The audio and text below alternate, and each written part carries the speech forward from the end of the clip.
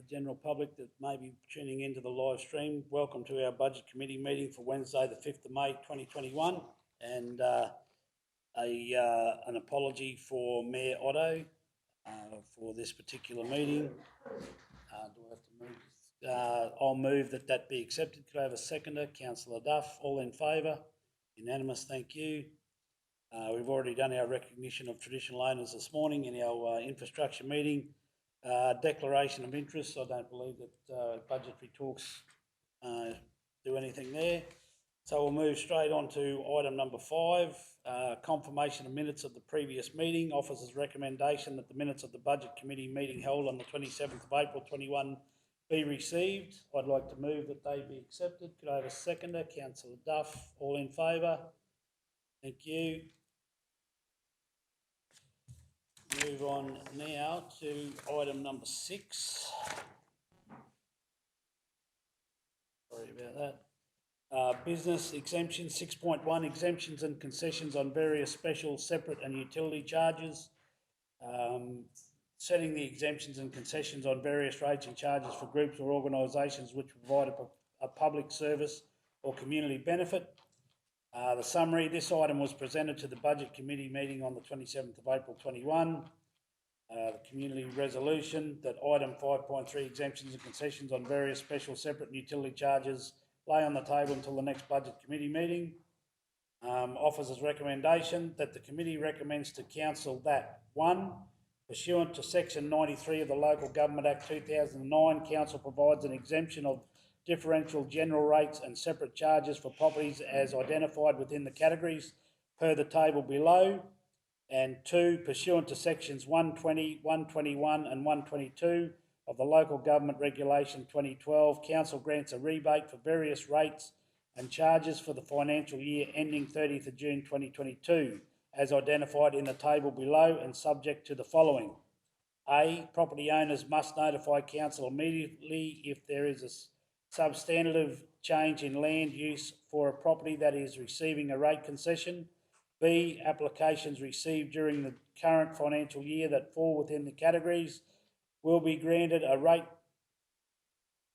concession following the passing of a resolution by Council. C, if a property has been granted a rate concession in the previous financial year, the owner will not be required to reapply to receive the rate concession for the current financial year. However, proof of ongoing eligibility will be required if requested. And so that's the recommendation in front of us. Would somebody like to move that? Councillor Deputy Mayor, because this one was left lay on the table, so it was moved at the last meeting.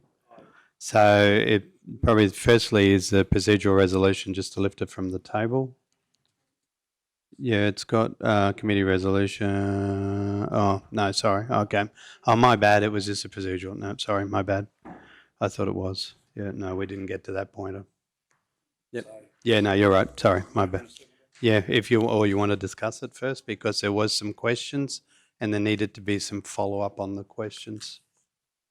Okay, so is all councillors happy if we go and have a discussion around this before we move? So maybe Daryl, our rates guru, or General Manager of Finance, Susan, might be able to contribute. Thank you. Thank you, Deputy Mayor.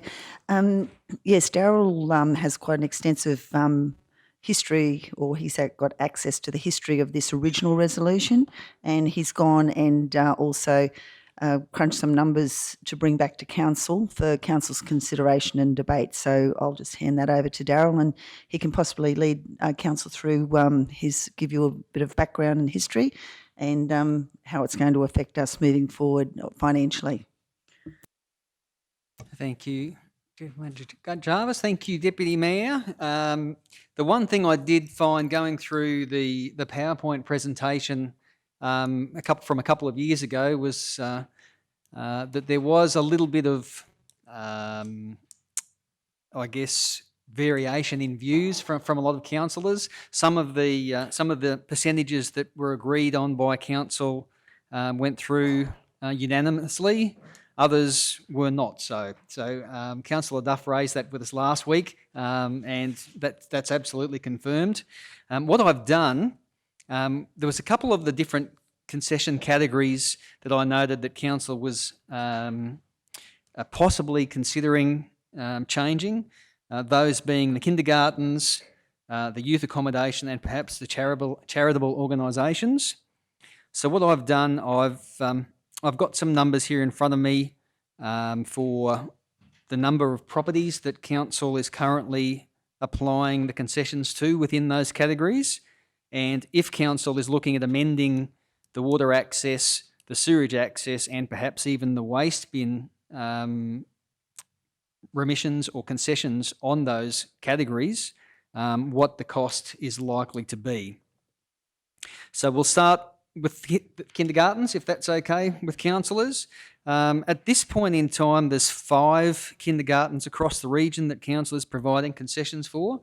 As it states currently, we're only providing a concession on the differential general rates and the separate rates. There's no current concession for water access, sewerage access, or the waste bins. So for those 5 kindergartens across the region, the utility charges for this current financial year totaled $10,850. So based on a 50% concession, and this is just a nominal figure that I've used, because that was suggested again at our meeting last week, if we allocate a 50% concession on just the water access and sewerage access charges, which is similar to most of the other categories, that would be a cost to council of $4,444 annually. If we extended that to include the waste bins, it would be half of the cost, so it would be a $5,425 annual cost to council.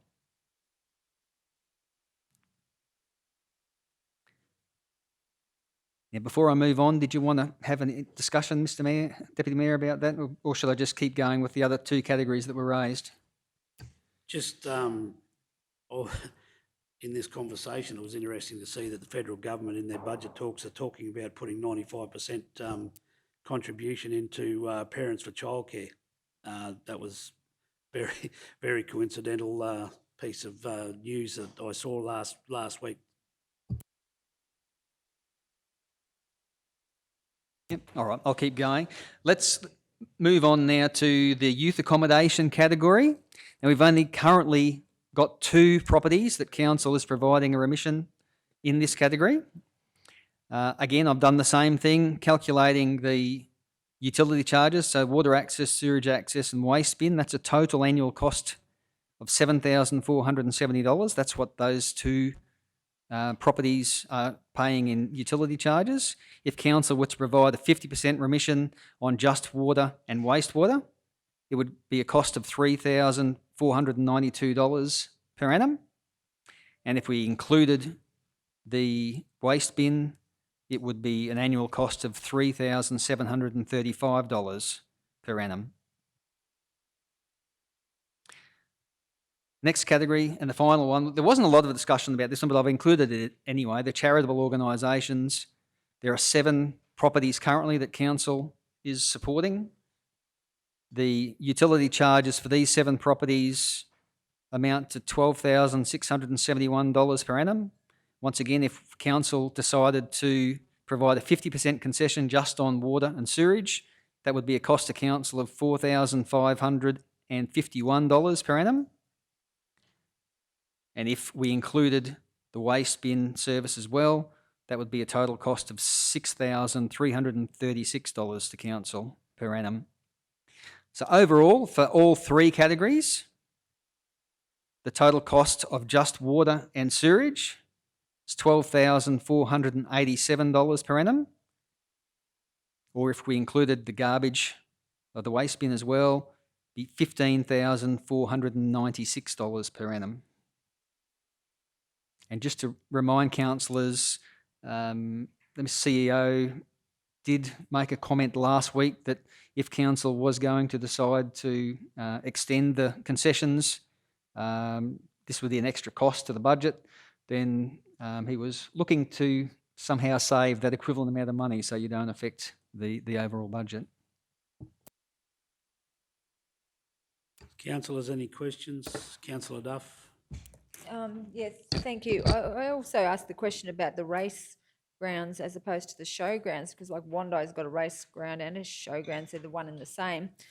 Yeah, and I thought we were going to actually workshop this and lay it out all out on the table and not just go through this process, because it's difficult to just, make a decision when you've got all these different anomalies that were part of the past council. Yeah, I just concerned about just making stab in the dark rather than just looking at each of these and give some methodology behind why there's 50% with some, 0% with some, like a 75%. I know it was it was a historical decision of the former council. I would have thought this new council perhaps would have liked to, look at it more in depth and get some clear guidelines and methodology around why we've made these, why we're making these decisions. That was just my question. I'll go first on the workshop. Actually, you did ask about the race grounds and showgrounds, so I'll yield to greater knowledge on that one. But at this point in time, the budget, these committees, workshops are where these are being discussed out. We're going to have a bit of a reset after we get through this one today. It was left lie on the table, so I just brought it back for further discussion and certainly to report back. Workshops will be literally just trying to fit in dates that everyone's available. So whether councillors have enough information, or again, these are in your hands, we can just keep pushing it back until you've got, but at some point we're just going to have to get a decision.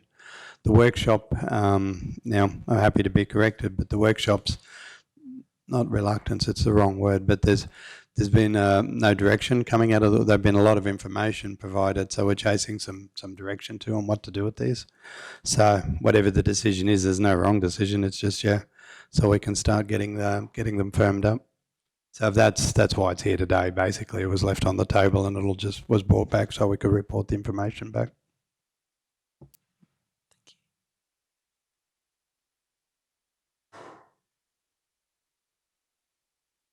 Sorry, I was caught up thinking about my own questions. Councillor Potter?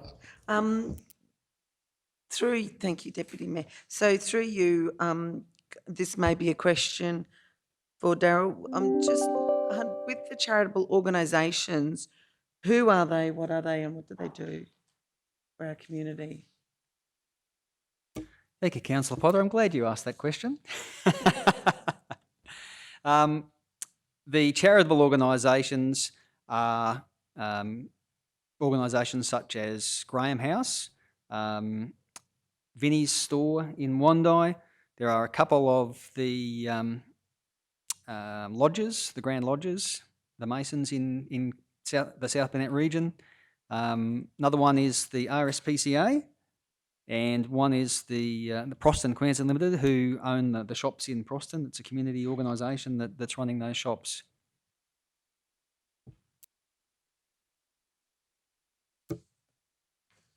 Councillor Shoemaker? Yeah, look, thank you, Councillor Jones. Thank you for the additional information. I've had a look at this, and I am quite comfortable with the concessions, the spread of concessions across the different categories. I know I have spoken passionately, and I am passionate about the kindergartens. I know that fundraising for parents for kindergartens is a constant challenge. So I would like to see some reduction for the kindergartens. In terms of the charitable organisations and the youth accommodation, I understand the diversity of those groups. I also understand the different funding models that they have. And so for the time being, I'm happy to not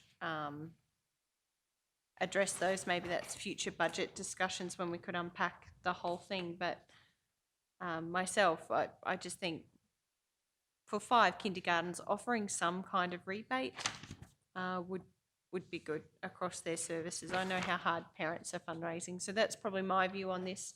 When we're talking about direction, I think probably everyone needs to lay their cards on the table so we know where we're going here, and they're mine. I'm quite passionate about the kindergartens. I know how hard those parents work to fundraise for those children to participate, and I know how hard they are finding it as not-for-profits to raise the money they need to run. So that's my views on this, and when I look at the spread, I kind of think that, yeah, that's probably an area I would like to see changed.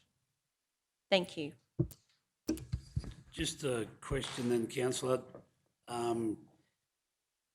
What, with you, in regards to your kindergartens, have you got a figure in mind that you would like to see reductions or reimbursements or something around those? Have you got what you would think would be fair? Well, I think the 50% being an annual cost of, without the waste, because I understand waste is, you know, a service that is required. So the original costing that Darryl provided, the $4,448 for just the wastewater and sewage services, I think would be reasonable. And I know it would go a long way in helping those operators. So that's my view. Deputy Mayor Jones? Councillor Potter and then Councillor Henson. Councillor Potter. Okay, my card's on the table. I probably agree with Councillor Shoemaker's decision with regards to giving the kindies the water access and sewage access at 50%. But I do think, personal belief is that if we're going to do that, I do believe we should do the youth accommodation. I'm a firm believer. CTC is a not-for-profit, and I know they can get grants from here, there and everywhere, but their grant funding has been cut quite dramatically. And I do believe that we should do if we're going to do that for kindies, we should probably do that for the youth accommodation for the 3,492. Thank you. Councillor Henson. Thank you, Deputy Mayor Jones. Yeah, look, I confer with Councillor Shoemaker and Councillor Potter. I think from memory, the kindergartens, was there only two? Five, sorry. Five, yep. We're not talking probably A, many kindergartens, and B, huge dollars. Would that be a fair assumption? Kindergartens are fairly important across our region, and I can support Councillor Potter, I think, in the youth accommodation with the social and economic environment we're in. I think some form of rebates there on the water and the sewage, I'd be supportive of that, but I'm happy with the rest of it. And I think also we want to take on board and note that, you know, all of these associations are getting 100% differential and separate rates, so that needs to be acknowledged as well. So not as though they're being left high and dry in some shape or form. Councillor Froloff. Thank you, Deputy Mayor.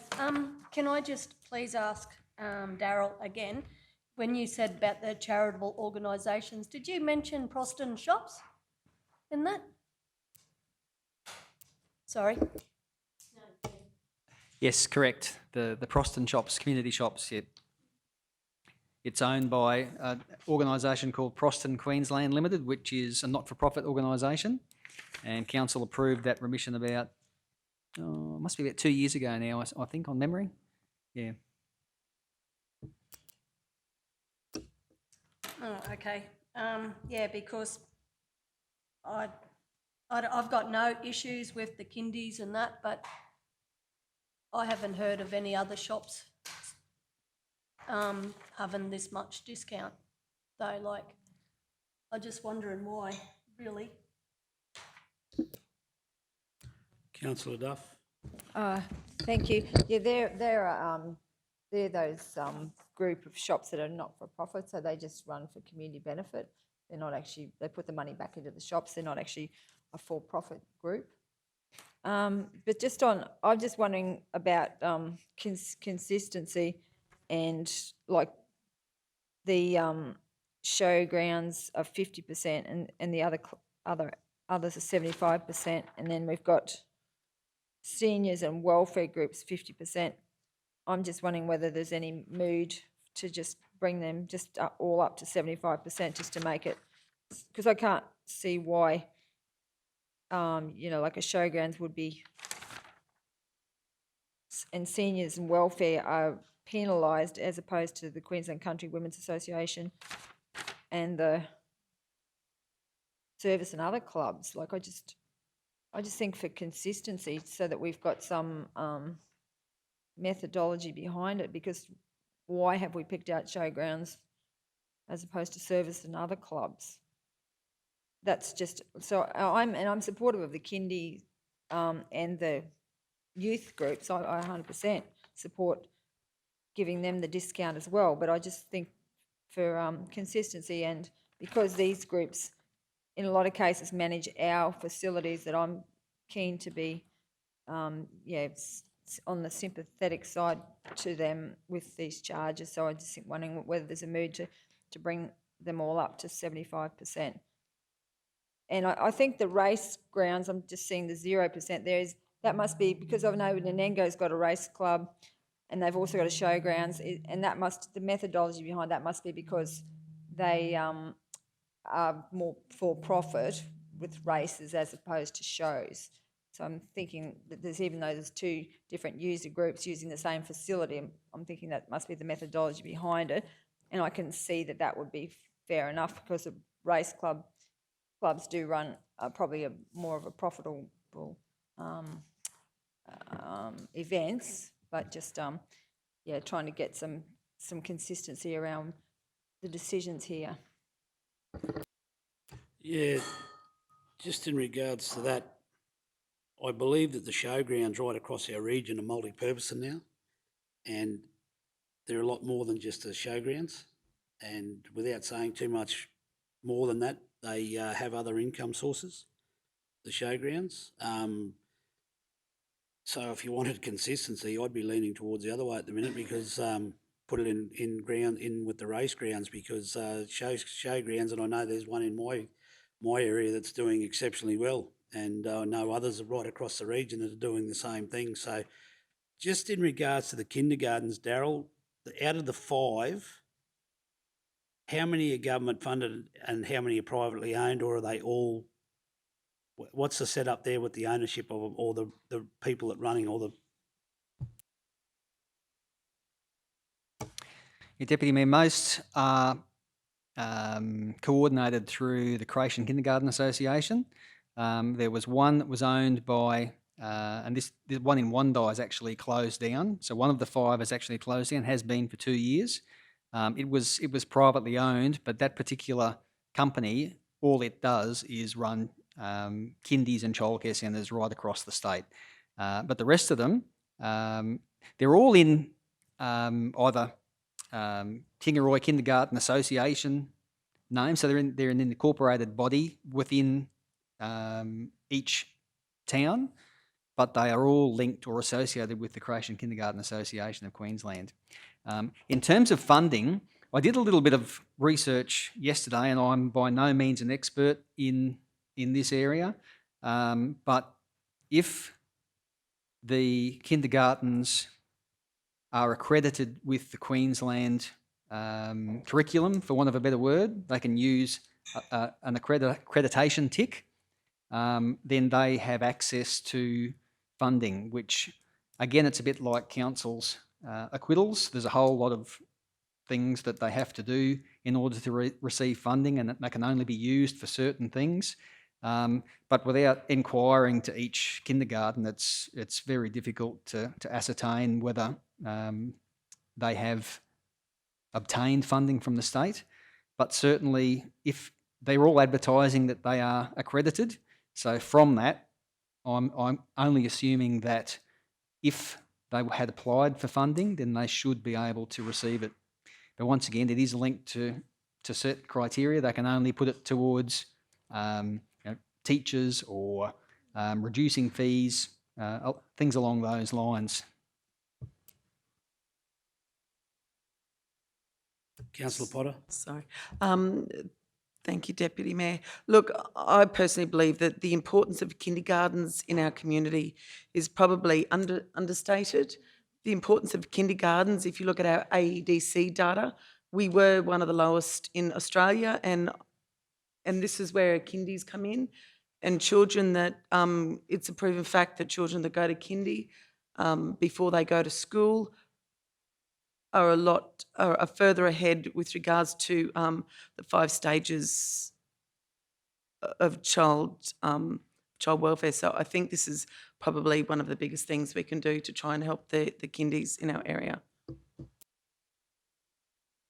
Okay, so all right, so if we were to go, let's just say the kindergarten's 50% on the water and wastewater and leave the rest as is currently.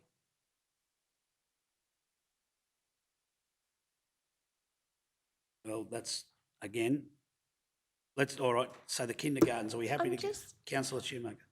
I'm just thinking in relation to, I completely understand your view with youth accommodation, Councillor Potter. I'm just thinking about the level of impact on our service, like on our service network, being that people are living full-time, is there an increased impact? Just trying to understand the last council's rationale around this. So, with youth accommodation, would the last council have nominated 0%? And I know I'm only making assumptions. So, because of the impact on potentially on the water and sewage network, would Councillor Duff? because people are living there? Yeah, don't no, I know. think that the rationale behind this was mostly to do with us believing that they're funded. They've got funding, and the same with the kindies. We were of the belief that they already had, government funding or support. So it was mainly, yeah, we were trying to support the not-for-profit groups. Yeah. Yeah, and just following on from Councillor Duff there, for the new councillors, I can recall that a lot of the conversation was around the impact that each individual category had on the network, and like if you have a show and races and all that sort of stuff, and the rationale, some of that was that it's an exceptional high use every now and then and all that sort of stuff. So is it the responsibility of the ratepayers if there's something goes wrong with a sewage pipe or something like that at the race grounds, be on a show day or something like that?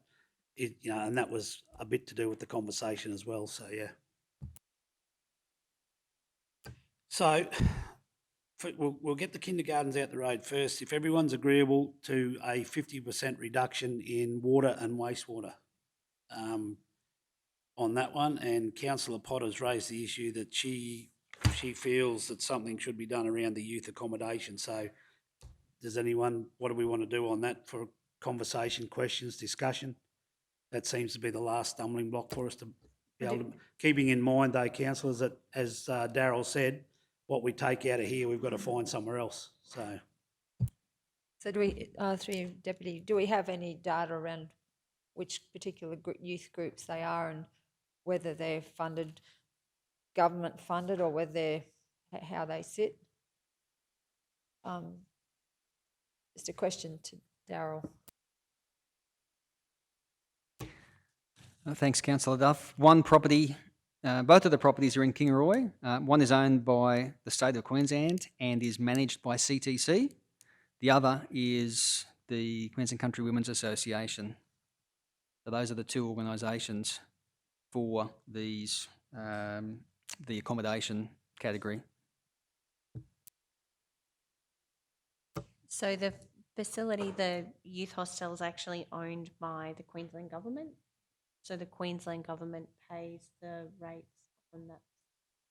Yeah, so in that case, no, I'm probably not supportive of the youth hostels category.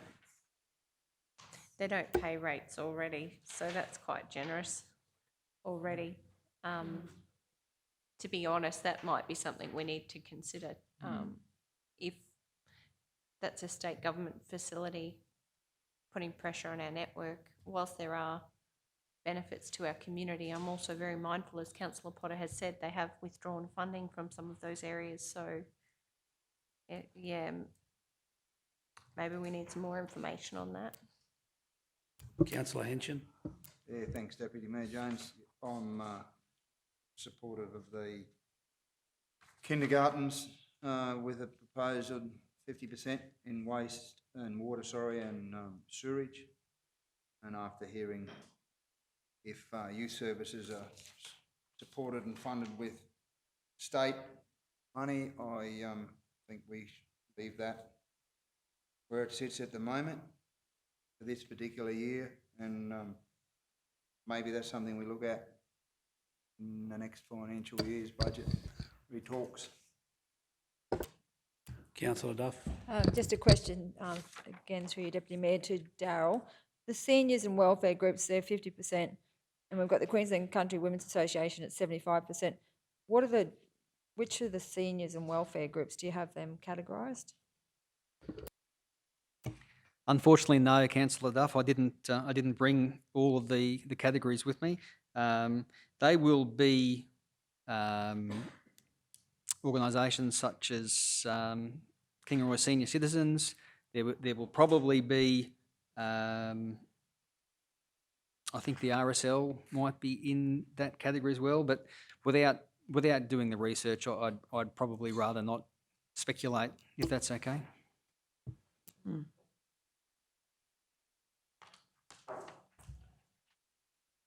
Councillor Potter. Yeah, I'm We'll quite start happy. wrapping up shortly. Yeah, I'm quite happy just to go with, for now, just to go with kindergartens, and we can have this discussion, after the budget's been sorted. We can discuss this next term. Councillor Potter, would you like to move an amendment then to change the kindergartens to 50% with the and use the current committee recommendations on A, B and C? If we make that change just to the fees on the kindergartens and leave the rest the same, would you, is that? Yes, more than happy to, thank you.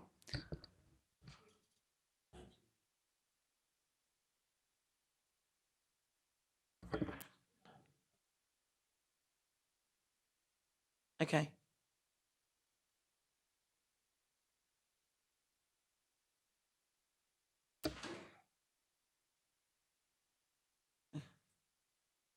Yeah, I'll move just that. I'll just run through quickly now. So the current officer's recommendation is that the committee recommends to council that pursuant to section 93 of the Local Government Act 2009, council provides an exemption of differential general rates and separate charges for properties as identified within the categories per the table below. Number 2, pursuant to sections 120, 121 and 122 of the Local Government Regulation 2012, council grants a rebate for various rates and charges for the financial year ending 30th of June 22, as identified in the table below and subject to the following. A, property owners must notify council immediately if there is a substantive change in land use for a property that is receiving a rate concession. B, applications received during the current financial year that fall within the categories below will be granted a rate concession following the passing of a resolution by council. And C, if a property has been granted a rate concession in the previous financial year, the owner will not be required to reapply to receive the rate concession for the current financial year. However, proof of ongoing eligibility will be required if requested. And then the graph below, or the chart below, with the changes of kindergartens going from 0% to 50% rebate on the water and wastewater. Yep. Are you happy to move that, Councillor Potter? Yes, thank you. Do I have a seconder for that, please? Councillor Henson? All those in favour? No, I just want to ask a question. Sorry, Councillor Duff, sorry. I'm just wondering if we can, because of the, to me, there's we need more information on some of these groups, the seniors and welfare group, and as opposed to the Queensland Country Women's Association. I think that we need to look at this more closely. Is it possible to put a D that we actually, that we workshop this? Because I'm not comfortable with the outcome as it is, because I actually voted against this back when we changed it all. And I would love this new council to have a really good look at it. So is that possible to add with the agreeance of the mover that we add a D that we workshop this? I would do that separate, if I may, because we're at the pointy end of the process, and we're trying to bring back the full. So we need to have at least some idea of what the operational costs will do. If you want to workshop it, absolutely, by all means, we can probably just resolve it for the sake of anyway. Yeah, move seconded, whichever. If we could get this through, so at least we can put it into the modelling and get some numbers to come back, and then yeah, we can look to pick up another date of the workshop. Because once and I'm looking at Selena. Once we start to get some of these, we can start, get those numbers back churning out to you. So if by all means, absolutely in council's hands if you want to talk more about it. But if it carries at this point, this committee, like the others, carries no delegation. So it gives us a guide so we can go off and do stuff. So if we just do it as get this one through and then do it as a separate, if we need to bring a report back from the workshop, we'll bring a report back. Sorry, through you, Deputy. I'm just wondering, well, if that's the case, because it is only committee and we ratify it through the next process, so I guess in between that period, if we could request to have that information available just on the, if it could be, is that possible to have that sent out, just which group, so we know whether they're getting, funding from, is that something? Yeah. Yeah, certainly. Probably just circulate it rather than bringing it back as a report like this, particularly if it's going to be if we end up in a workshop space. So absolutely, Councillor, happy to circulate it. So, as the committee's recommending there to council, Councillor Potter moved, Councillor Henson seconded. We're happy to take that through, understanding the conversation's just been had with Councillor Duff that this is only recommending to go to council and we can get further information, have further discussions at that general council meeting. So all in favour? Unanimous, thank you. Deputy Mayor, we'll add a line in, so if it's, as I said, whether you want to move it or not, but we'll certainly just resolve that list of information as far as each category be circulated to councillors. It'll just be an action, and that an opportunity to further workshop will be set. With all of these, we are starting to I will, without harping the point, is to just need to keep the ball rolling on a couple of these.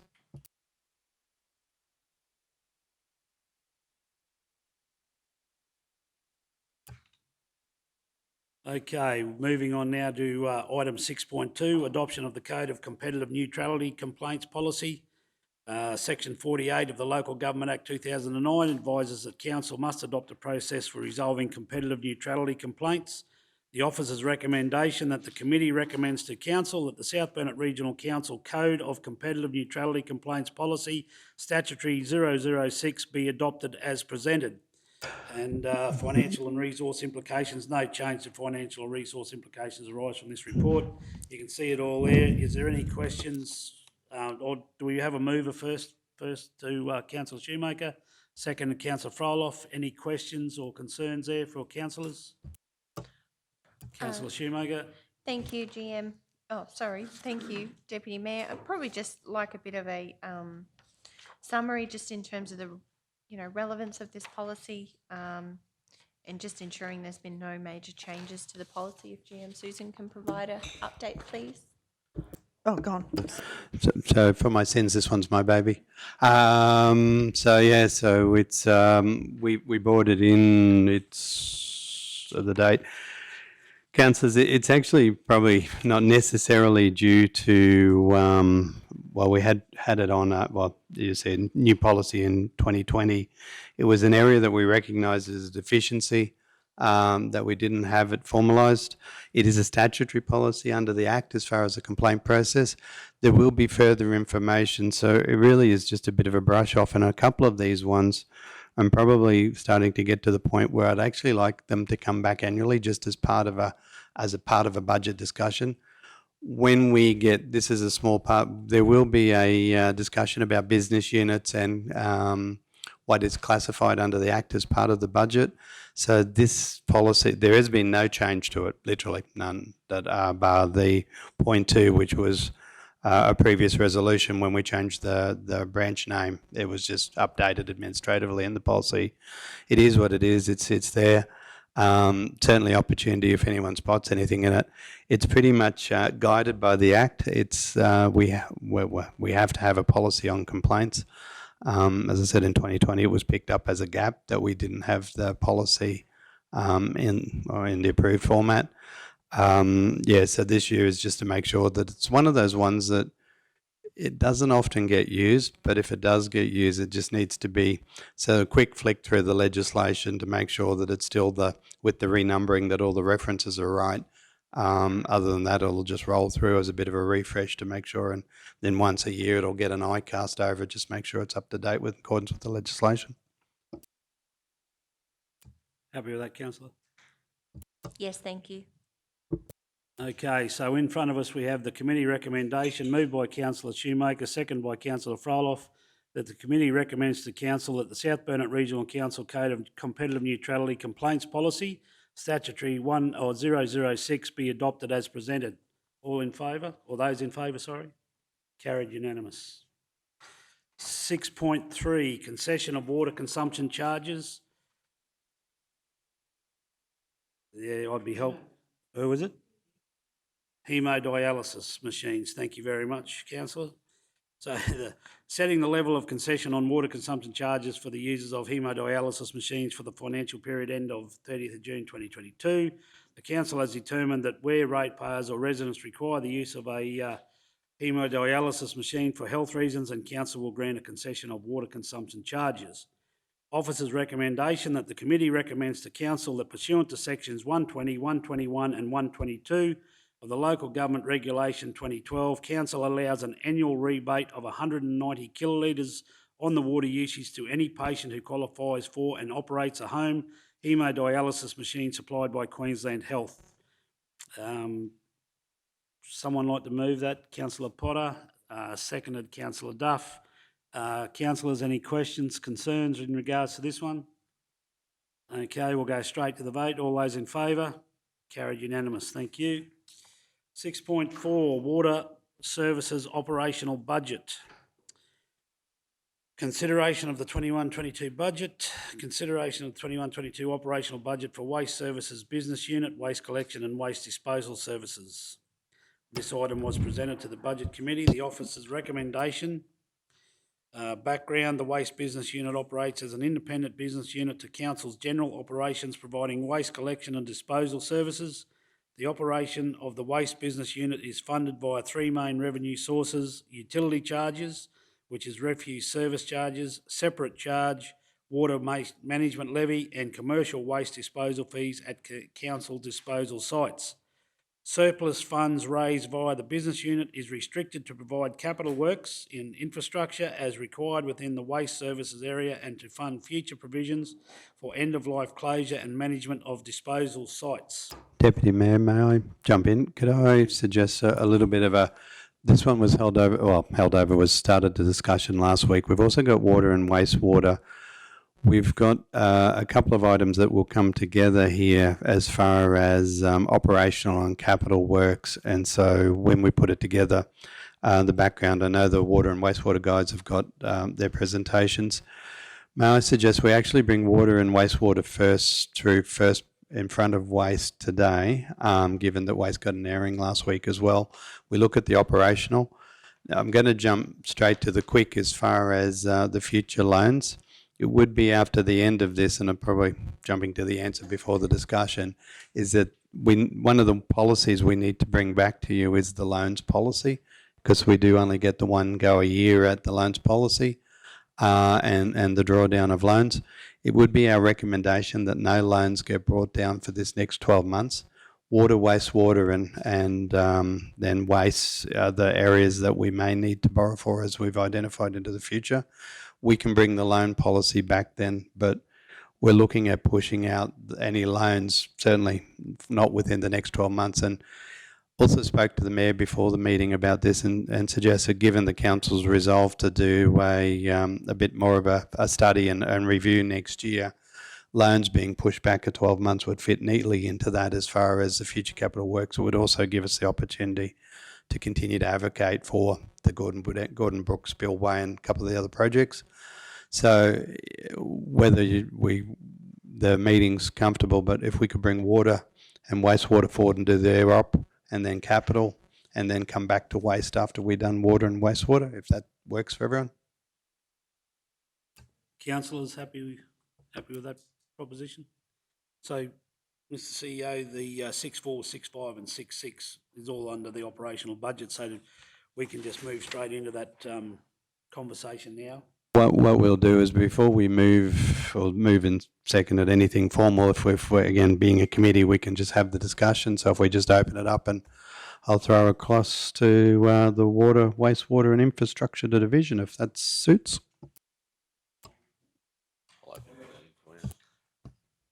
Yeah, thanks, CEO Mark. This afternoon we're going to go through the operational budget for Tim's area for water and wastewater, and also the capex. The reason why the capex is important because obviously that affects your forward program and your revenue, and then also look at Selena's going to present some models around some of that information. So with that, I might Selena, if wants to open the batting, I suppose would be the best way. So I might hand to Selena, Mark, if that's okay, or Chair. And then what we'll do after that is Tim will walk through some of the key points of his budget, and then we can go from there, if that's okay. Through you, Chair. Sorry, Lil, I just emailed you through this report. Are you able to pull up the income statement for water? Yeah, I'm a bit short, sorry. It'll be the one that's for the water, wastewater modelling. Yep. No, it's good. Stuck. It's good.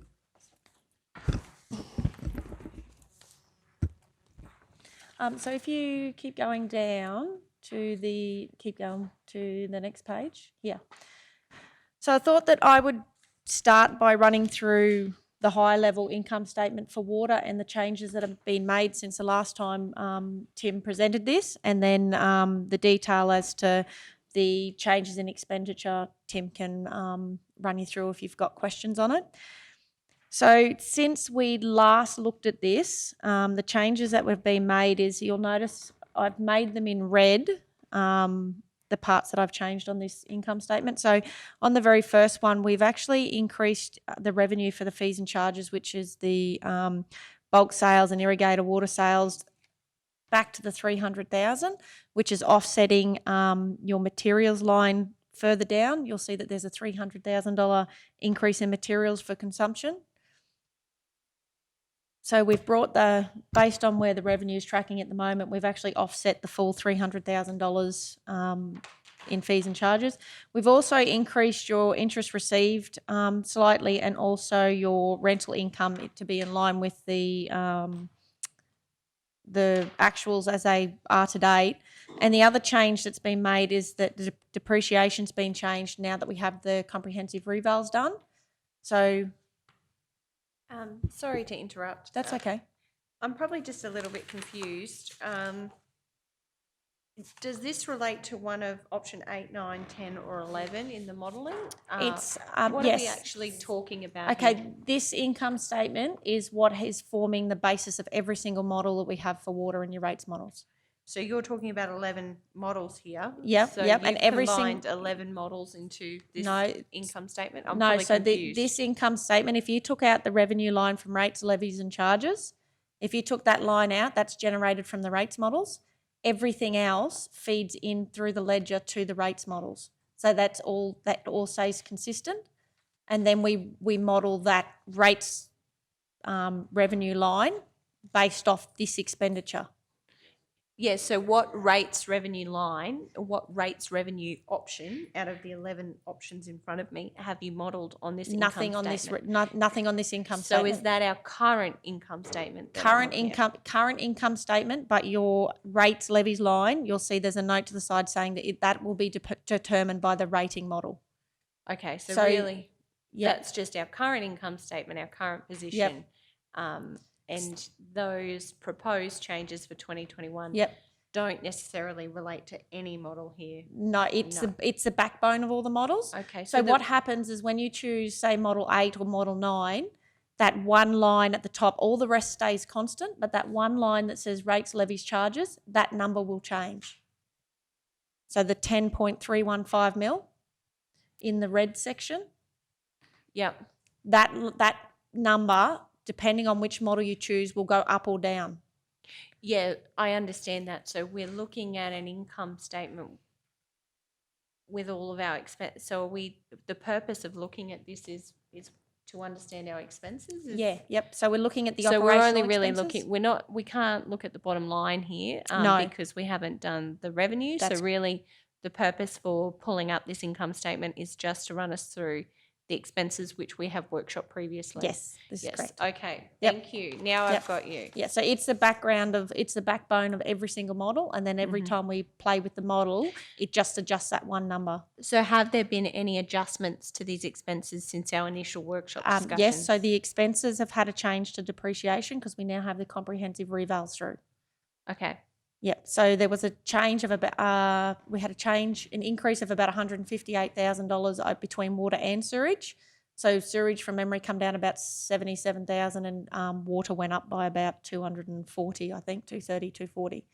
So that's the change that you can see there in red for the 2.6 mil. Yep. Okay. Yep, so that there's one's been changed. No cost savings or no work done in actually refining any of our expenses yet. Yes, you've had an increase in your non-rate revenue. So the non-rate revenue up the top. Interest. Yeah, But we can't count all of the revenue yet because we haven't selected our you can the funding model. non-rate model. So you have rates, which is done. Sorry, yeah, you've got the rates in the rates model, but then you've also got non-rate revenue, which is your fees and charges, your rental income, other income that is not run from the rates model. It's additional to that. So we have increased that by the $300,000 for your bulk water sales, and then that's offsetting your $300,000 in expenditure. Whereas the last time we had a look at this, that was about $191,000. So we've gone back and had a look at the actuals and how it's trending. We think that we can increase that, which we have. So there's a little bit of extra. Selena. Just yeah. Your button off. Councillor, the way I look at it is we wanted to show, well, partly discussions today as we continue. This is a works in progress. So it just shows the changes since the last, well, not just, but it certainly shows the changes since you last saw that statement. Yeah, but the rates haven't been touched yet, I agree with you. So that's for me. When I looked at it, I thought, yeah. So it's a works in progress. It's an update on non-rate income, but it's part of the puzzle, but the puzzle's not finished yet. That's where I got to with it. Yeah, and look, I fully respect and understand that. Just please understand from our position, I have got a table full of paper here, and we have been given consistently new information, and it's very difficult to determine what's new and what's actually relevant. And I'm very mindful of the comment CEO Mark said about the fact that we're coming to the pointy end. So we actually really need to start unpacking some of, in my opinion, anyway, my view, if we're to make a decision on this, we need to start unpacking some of this detail. So sort of I struggle with these kind of statements because I can't see the detail. That's my feedback, and certainly when you're fed this information all the time, you know, I'm mindful we have to make a decision. So we're getting close to the pinch point. Yeah, through you, Chair. Yeah, appreciate the councillor's comments. I think wondering if the best way forward here would be for us to just go line by line down the page, and then what I might get Tim to do is talk to the expenditure budget, and then Selena can talk about the revenue model afterwards, if that keeps us, if they're just, because I think the other thing is too is probably just to explain is that the comprehensive income statement here is to demonstrate what the cost of the group is, what your expenditure will be, and then obviously then Selena will walk you into the rating model. So our intention today was to show the comprehensive statement of what would be brought into your budget. Tim would talk about, and Selena would talk to some of the changes since we were here last that were made, and Tim would give an overview of his expenses, and then we walk into capex and revenue, if that makes sense, and we'll just see how that goes. If that's keeps it at pace. No, just go through this, and then Tim can talk to his budget based on that. Okay, so the first line we have is for fees and charges. This is for your bulk water sales and the irrigation sales. We've also had an increase in expenditure to be able to generate this extra revenue that we're selling for water.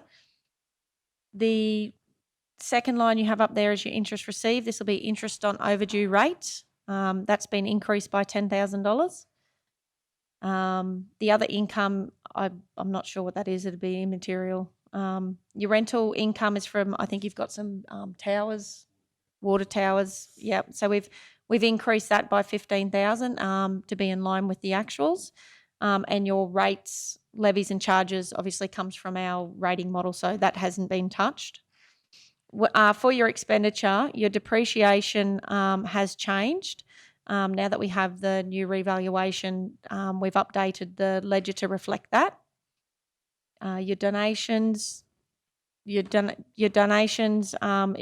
the donations for your rating relief. Your employee benefits has changed by $4,000. Now, for employee benefits for water and sewerage, that was changed when we did the admin recoupments, because some of the direct costs have now stopped being direct costs, and now we've put them into an admin recoupment. The finance cost is your current loan interest. Your admin recoupments, we've done the workshop on that, and there was an increase of $707,000 to water for this. Your dividends has decreased by 98,591 from the previous year, and your materials has increased by the 300,000, and that's for your water consumption charges, which is offset by your revenue above. Selena, just maybe extend on those bulk water sales. That's the sales of bulk water to Yarraman and places like that. Okay, just for council's information.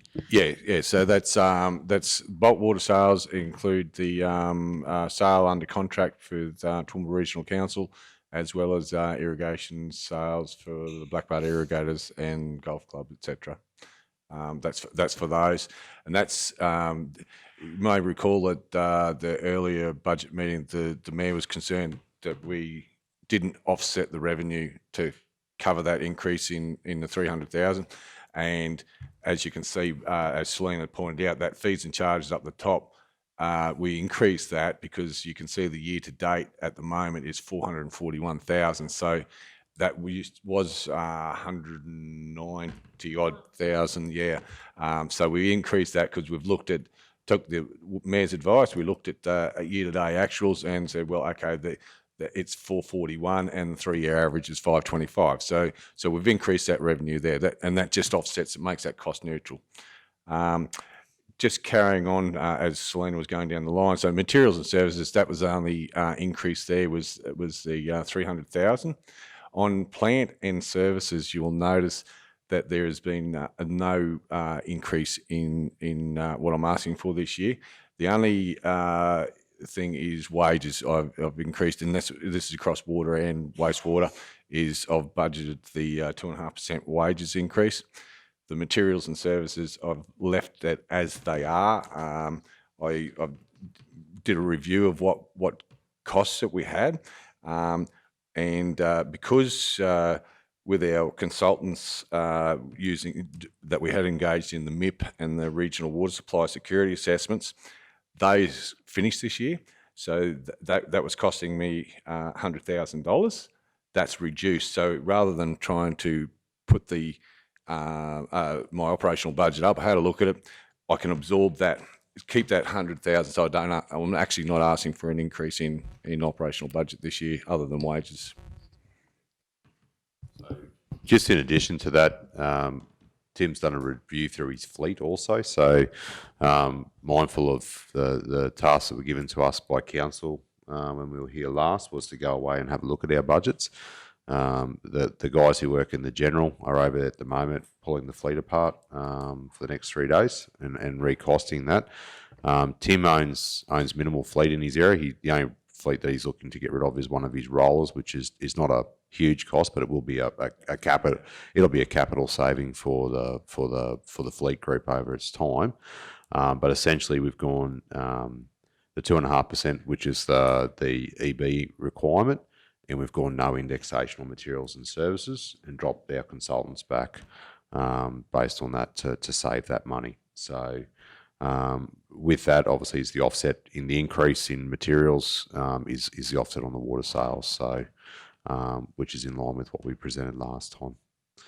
So probably from there, Selena, where do you want to take question? Oh no, just just a question. Sorry, through you, Deputy Mayor. Just with regards to and so that we can get our head around this more into the future when you present the different statements. Is it possible to break up the materials and services so that the consultants and the wages are separated out? Because it's confusing to have materials and services in a mix of consultants and wages in there.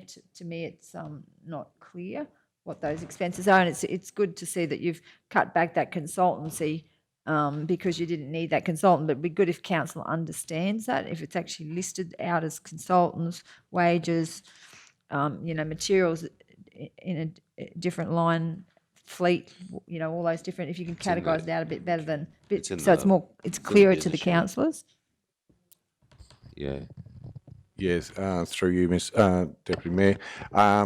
Yes, we have got that information in relation to water and wastewater. That's a fairly comprehensive report, but yeah, we can certainly give it because it's done per business unit.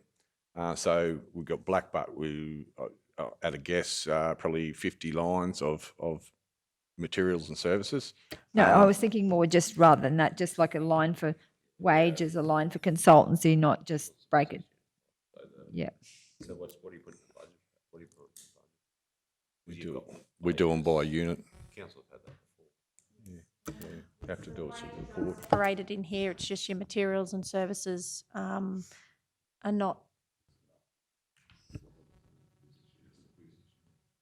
But that wouldn't consolidate it.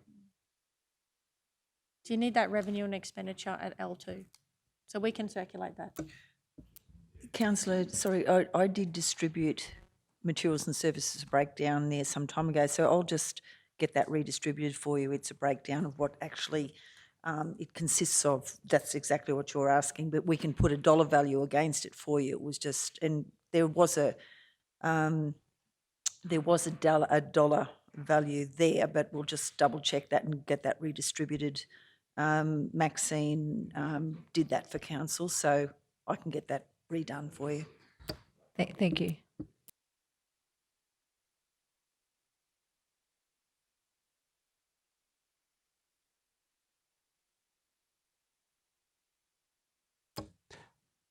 Yeah, through the chair, we can circulate that. It'll be the same as what was given to you in one of the previous workshops. Was the first budget workshop that we gave. What we can do is circulate the revised version of that, which will cover that off for you, councillors. So what you'll see is that you'll see Blackbutt Water, Kingaroy Water, which is in the business unit. It's the next level down below this one. We can give that breakup in there. Through your deputy, is it possible rather than just like you've got these bulk figures and you were just able to define the fact that you took out the consultant's fee?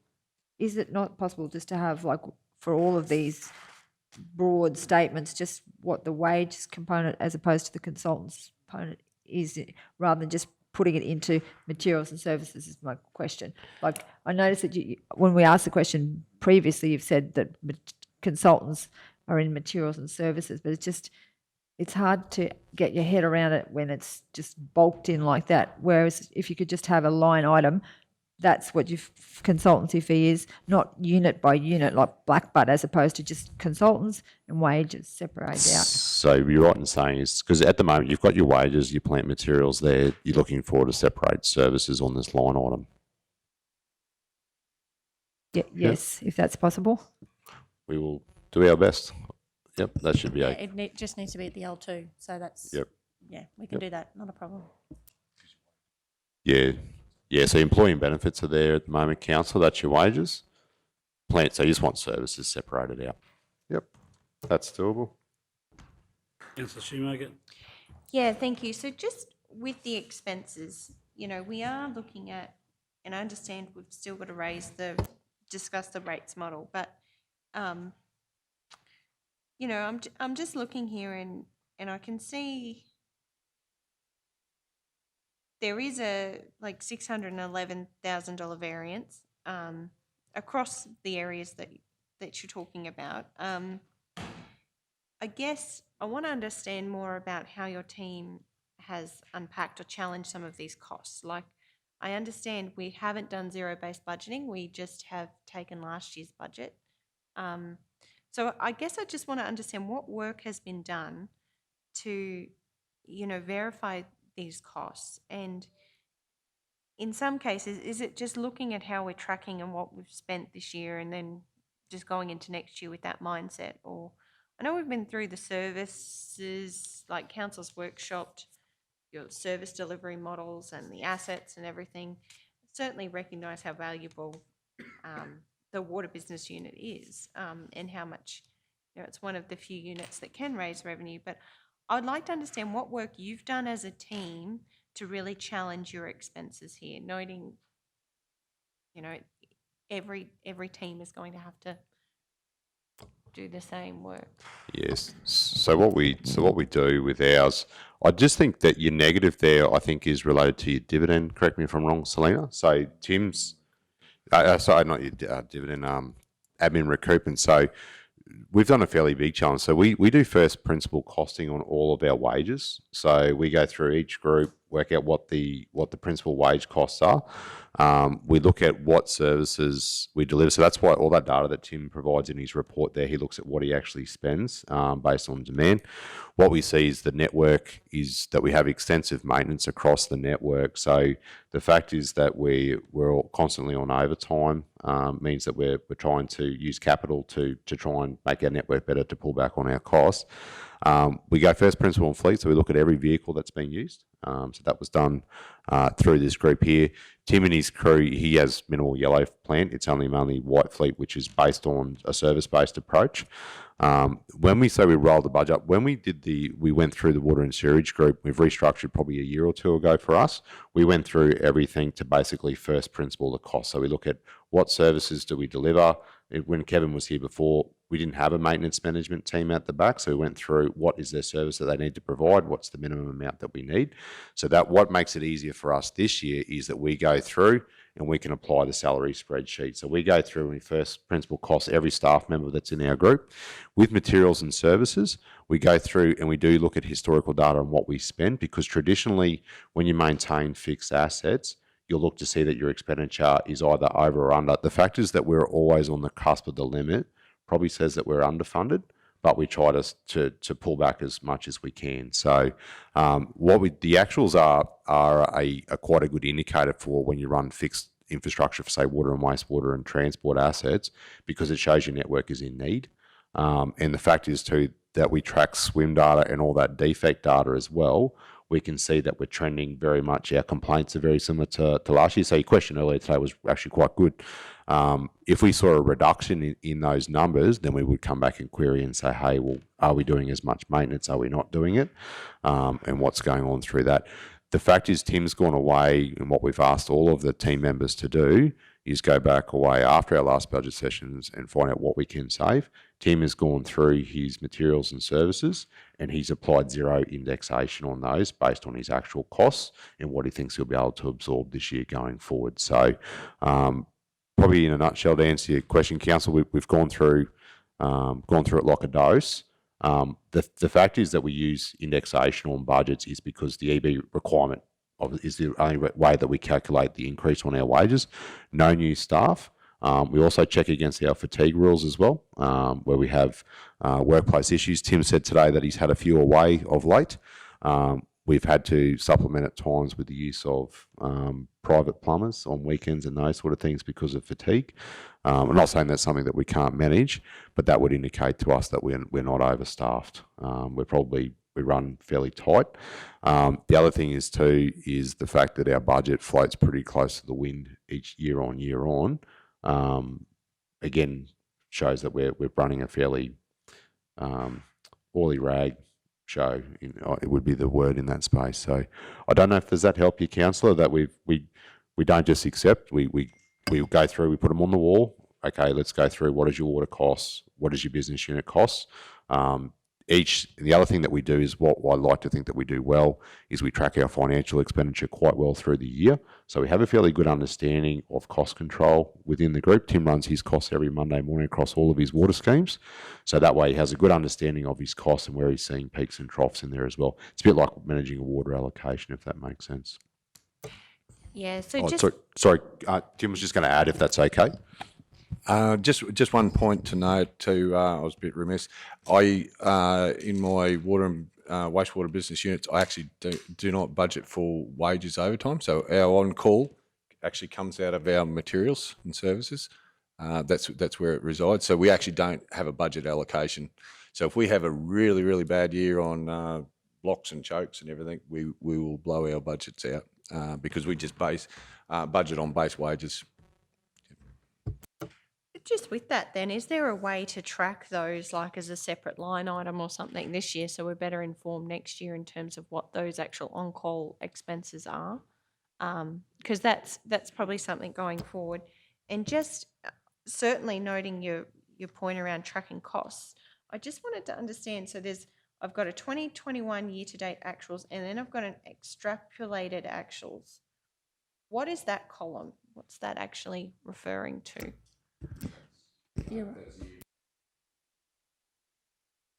It's so extrapolated is what you expect to end the financial year on this year.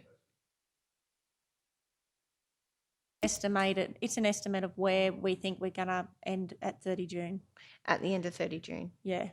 Yep. Okay.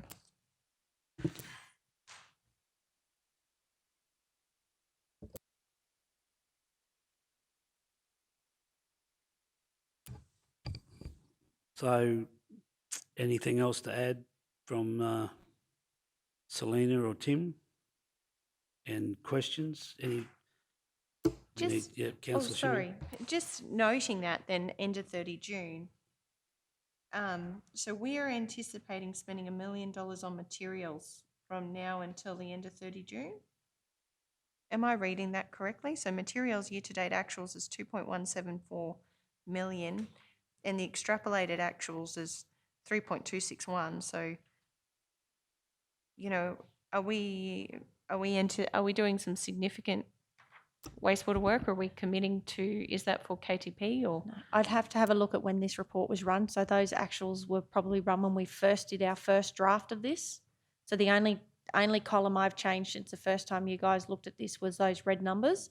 So when this was run, which it would have been 2 months ago.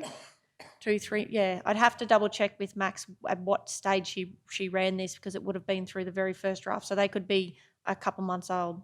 Okay. I'd certainly appreciate an update. Like if we are going to make decisions, I think it's important we're looking at the up-to-date information because some of these costs here have increased, from where we are. If we could know just even the date of this income statement would be good, so we know what year-to-date actuals were, because some of these costs by the end of financial year.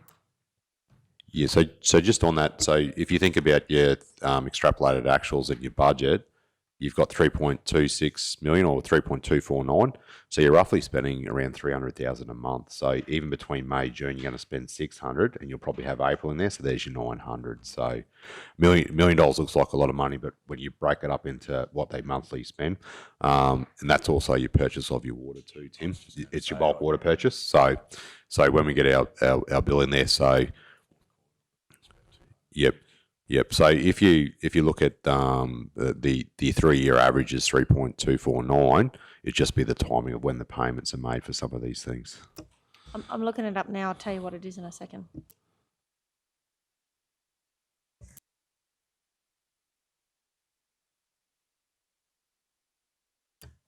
Just while we're waiting for Selena, donations, what is donate, why would water be donated?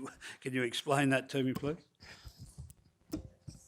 Your donations will be related to your rates.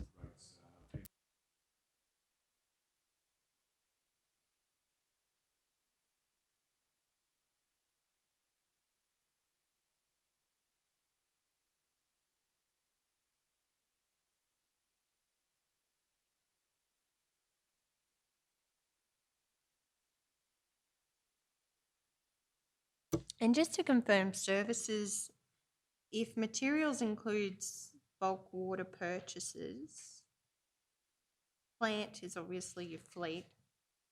Can you just confirm again, services is, what is services? Through you, Deputy Mayor. Yeah, so services are the likes of, we engage like Burnett Water, do pump design or installation. Contractors for the water and wastewater are the likes of electricians, steel fabricators and concreters. Yeah, if we go through a footpath or a curb and channel replacing a water main or a burst water main. Plumbing, machinery, plant hire if we need to, and most importantly, traffic control. Those sort of things. They're a recurring expense, and yeah, the traffic control is very costly these days. So it'd be fair to say that they're all external. You could put the word external services to that. That's Yeah, their external services. Yeah, services provided outside of our capability at the time.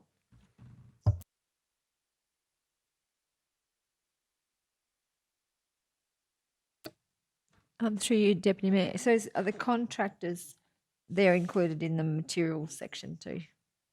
They're included in services. Sorry, I say, so their services and the, Materials would be the likes of electricity, chemicals, yep, earth, gravel, backfills, water, those sort of things, the actual material things that we get. yep, thank you. So your services currently is sitting at 174,000, and your materials is currently year to date sitting at 2.5 mil.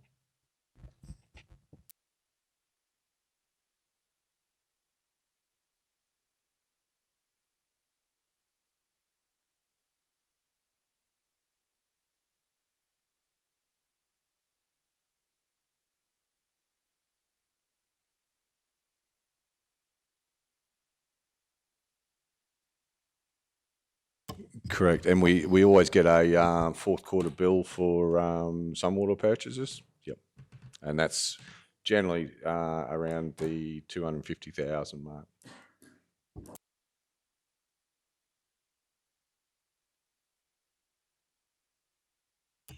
Anything else, councillors, before we move on? How are we feeling there?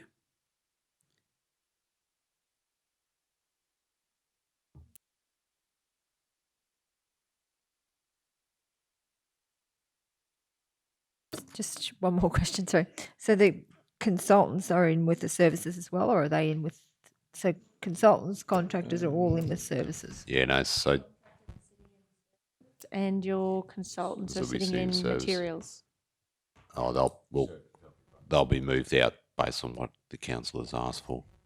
But they were in materials, were they? Yeah, so Tim's nominated around 35,000 for consultants next year. Obviously, that'll change if something priority comes up, if we need a specialist for some reason. But at this stage, the network support that we would use would be around 35K. Just so, but where does that sit in? Does it sit in materials, or just so I get my head around it? It will be in services. In It will be in services. services. Okay, thank you. Yep. So Aaron, just on that comment there that you say that Tim's allocated or budgeted for 35,000 on consultants, and you mentioned that if we have a major project come up, you will have money somewhere in your budget to accommodate that. Yeah, so what I've asked, again, probably following on from the councillor's questions around what we've done, we've gone away, the works guys and James will be doing the same, is to look at where we're at with consultants. There's an intention from council to look at savings in all parts. We're looking to hold the essentials only. I think that's important. Tim will keep some money there for his water network modelling and those things. So like all that declared area stuff that we do for council, that's all operational. So that all has to come out of that consultant budget.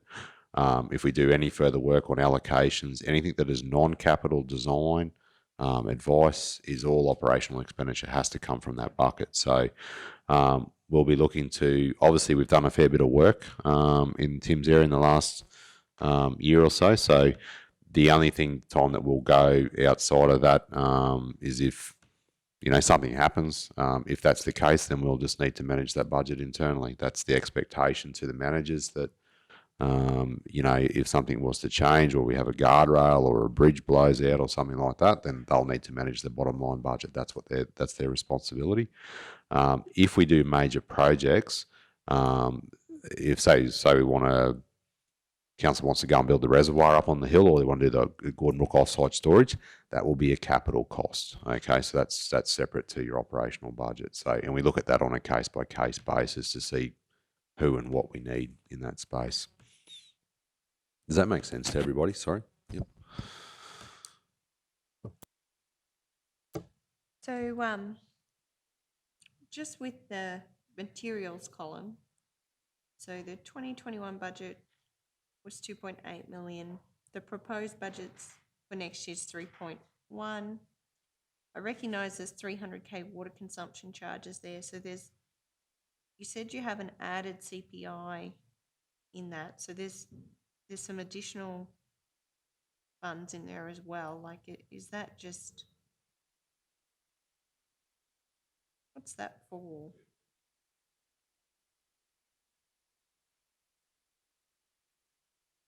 Neat. So that's all that's in the materials section, is just that 300,000. There's no CPI or anything else. And the materials calculation has been made based on what your extrapolated actuals for this year is actually 3.2. We've sold more water than what we originally budgeted for. Okay. Yeah, so I think Tim just touched on before, we've just adjusted for that bulk water sales. Normally we do that through the quarterly review, so we're just going to do it up front just so council knows where it is, if that makes sense. Yep. Can I just also highlight, with those extrapolated actuals, they give you a guide, but they can be misleading because, like with Tim's water sales, he gets them in quarterly. So all that extrapolated actuals are saying, with 8 months through the year, what would it be of 12 months? But it's not taking into account the fact that he gets the water every 4 months. So it can be a little bit, it gives you a guide on where it's going to be, but it's not the only thing that you look at because of the timing of when the payments come in. So you wouldn't get a water payment every month come in, if that makes sense. You're going to come in 3.2. You're going to be in around that 3.2.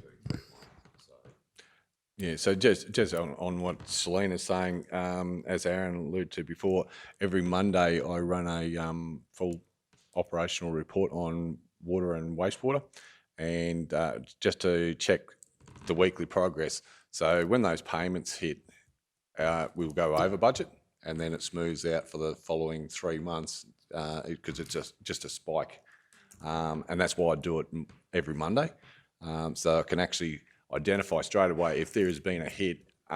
Then we go back and look and say, what is that hit about? Is it a legitimate cost, or is something going wrong? And that's how I do it. Having said that, with these, I don't budget at this level here. I actually budget down at business unit level on line items. So what you're seeing, those proposed managers' budget, is a series of I suppose, Selena, about 300 line items or better on individual things like electricity, chemicals, data, which combines that up. And that was done I started in November, so I'm doing a bit of it's a speculative budget, and that's where I start doing it in November. So I'm actually doing, say, halfway through the year, extrapolation, saying, well, is that a reasonable cost? And that's why I use the previous 3 years' data to try and get a feel for what's real. And the other thing that we do is we've got to give a fair bit of reliability with our quarterly reviews. So we monitor our budget, and that's the information. We use our budget monitoring to inform our budget builds for the future years as well, and see what's actually changed. Because again, classic cases where we've increased costs based on the water consumptions going up and those sort of things. So yep. That's probably all we had, Chair. Unless there's other thing else for us. Yeah, Councillor Potter's just... Sorry, I just want verification on a couple of things that have that were mentioned. So you said on a couple of things. So on-call comes out of materials and services, but materials and services are two separate line items here. So which one does on-call come out of first? Yeah, so what we do is, the way we manage the business is we have a labour plant materials and services budget. We have a bottom line. We don't budget overtime because we don't know what the overtime will be. But reality is of what happens is if we were to budget overtime, then we would need to increase labour, or we would need to reduce materials and services. Now, we look at it on a priority basis. So if we do 20 grand worth of overtime, we will look at each of the line items within our budget and say, okay, where can that be funded from? So that goes through the quarterly review. All of the managers are expected to manage their budget and their overtime within their current allowance. So if there's a saving from somewhere, that has to come from within the budget. So we don't ask for more money for overtime in that space. If Tim's spending less money on chemicals, then he'll take the money from chemicals through his quarterly review to cover his overtime. If he hasn't had as many mains breaks or doesn't have used as much services because his traffic control costs are lower, then he will be expected to manage his budget within available budgets so that he doesn't ask for additional money. It's the same with the works department. If there's a spate of calls, we don't ask for more money. They have to manage the bottom line. That's how we roll it out. So that way there's a clear expectation, because the other thing is too, is if I've worked in councils before where there's been an overtime budget allowed, so that means that overtime budget's been accessed. We want to make sure that we're only using overtime essentially as we need to, and the manager's got to manage that, and that's their responsibility to make sure that they keep an eye on that stuff. Okay. The other question was, so contractors come out of the services, not the materials? Or do you use that as on-call and you change around a little bit? No, so they all come from the services budget. So external services should come from your service, and then what we'll do is we balance that up based on what money's available for us to manage the on-call. If there's a spate of call-outs, it'll get charged. It gets charged up in employee benefits. There's an additional line item that gets created there, which is overtime in the spread in the finance ledgers. So you can't charge labour to a services budget, if that makes sense. You physically have to manage the budget back up into those spaces. So if you go back to those reports that we gave council, which has got the business units, you'll see is that we budget on labour plant materials and services, and then all your actuals for your different overtime allowances and stuff like that is distributed based on actuals in the ledger. That's the reports that go to the managers. Again, that there might be 300 line items that's distributed for some of these things in those budgets. We roll them up in this space here so that we can see what's happening from an employee benefits, because the comprehensive income statement is what the finance team need to basically develop up a budget for council. So if that makes sense. So yeah, if there's a space in overtime because there's a heap of mains breaks, Tim will need to manage that through. But he may not actually access materials and services. He might be sitting on a vacancy as well within his employee benefits, which means labour's access. If there's an overspend in any line item, the manager will need to manage that through their budget. That's what they're... Thank you. Councillor Duff.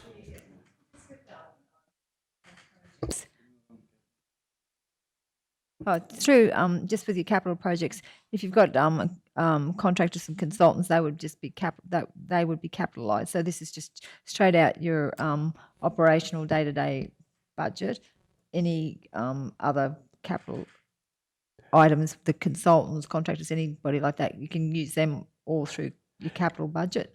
That's right. Yeah, yep. So this is operational only. So if you're building the Mergen footpath, then we look at whether we need someone or not, and that goes to capital. So that comes through the project cost. Yep. I know I'm labouring this a little bit, but I am looking here, and since 1819 to our 2021 budget and what we're proposing for 21-22, the costs, the expenses here have increased to $1.299634 million. So from the $9 million to the $11 million. And I guess at some point,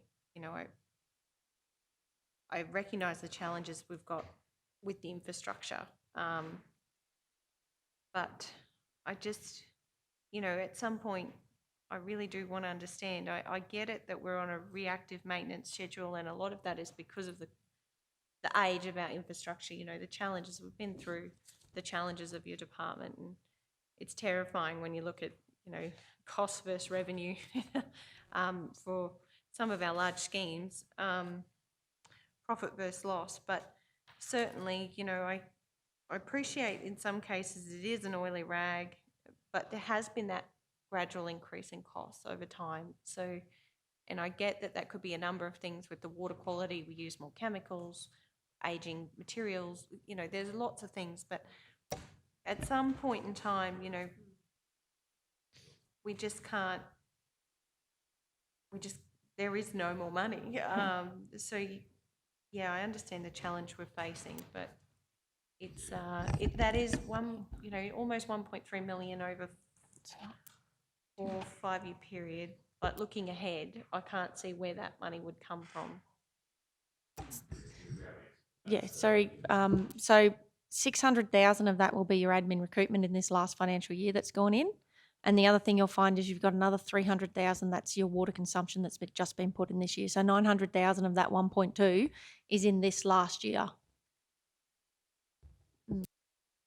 The other two there'll be 2 EB pay rises inside that as well. So if he's the budget, once you take out the recoupments that Selena's talking about, you're not seeing probably large costs.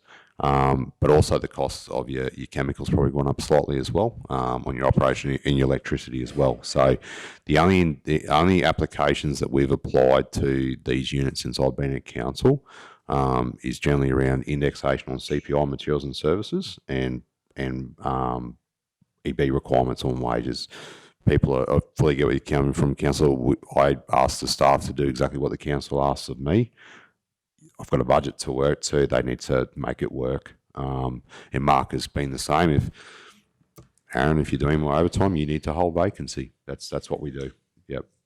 So I know we've been through those admin recruitments, but is there an opportunity to unpack some of those costs?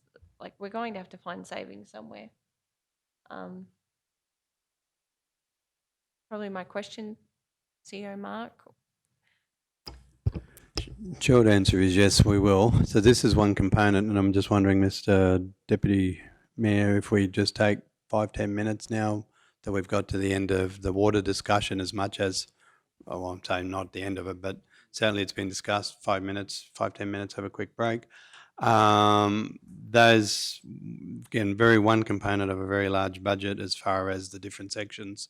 So communities, we're going to be bringing back a lot more information, and that information that you provided previously was if every vacancy was filled within the organisation, which I won't say wasn't real, but it was a hypothetical. So a lot of those vacancies, or a lot of those positions won't be recommended that they be filled, and they'll use executive. There was 2 positions there that are held. My recommendation is we don't fill those 2. So there's about close to $225,000 there that'll come straight off the top of that other thing. Now, that's just a micro example, but yeah, those vacancies will need to be discussed, and we will need, as we go through all the different sections. Tim's end of the world, or the water end of the world, water, wastewater, we're running on numbers that we really can't go backwards on. What we are on a baseline there. We circulated the charts to you a little while back, all of you, with just the positions. So Yeah, a lot more to talk about. There's long answer short.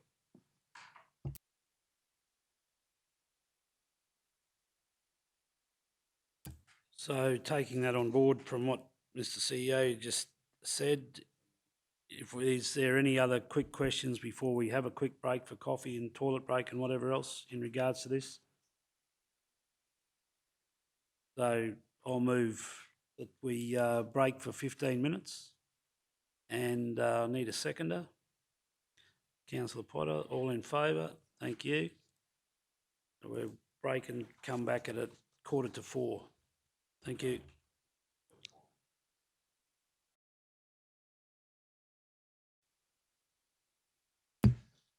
Okay, thank you, councillors and staff. I'll move a motion that we recommence the meeting after our short break at time 3:41. Do I have a seconder? Thanks, Councillor Froloff. Those in favour? Unanimous. Okay, so we just finished talking about the water just before the break, so we'll now move on to the wastewater section. So again, I'll hand over to the manager and GM of wastewater. So thank you. Yeah, okay. Linnell, can you please put it on page 6? Yep, next, that one. Oh, yep, that's it. So this is our comprehensive income statement for sewerage. Since the last time we visited this income statement, the changes have only been minimal, and the changes were to depreciation because we now have the reval in. And the other change to this compared to the last one was in materials, we've dropped $100,000 out for the licenses and permits that was previously in there.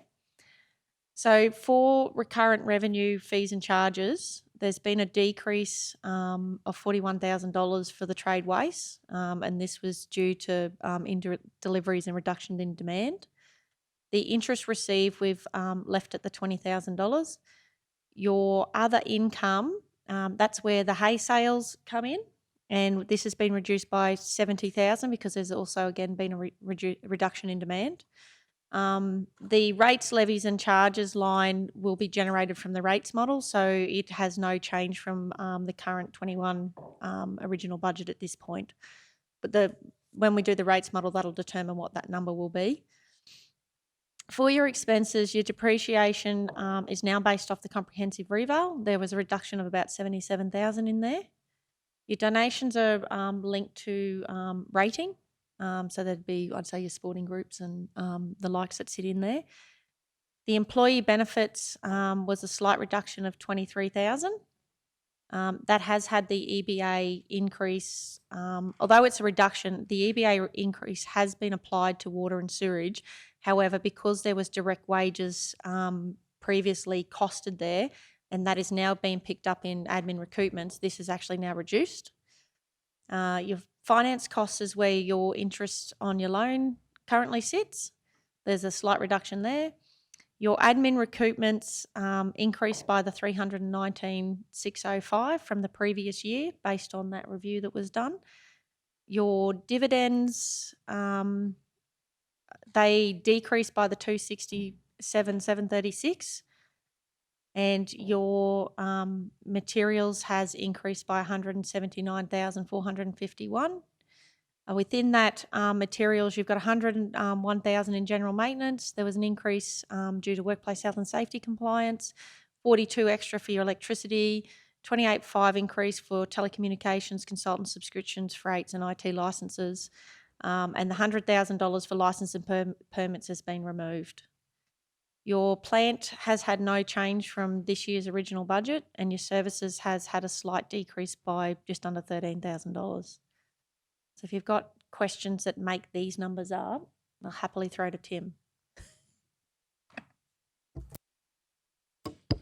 If you're happy, Chair, I might just get Tim just to talk through his expenditure, just like we did last time, and particularly probably, I'm assuming Council would like us to probably focus on that materials increase around general maintenance and workplace health and safety. Probably go that way, Laurie.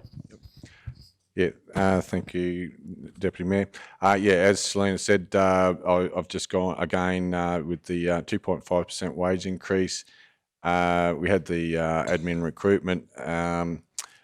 But in the materials there, I've got 101,000 for increase in site maintenance for workplace health and safety compliance. We're constantly on the list for improvement items at the old plants and everything, and they're just functional items that we have to finally get around and repair.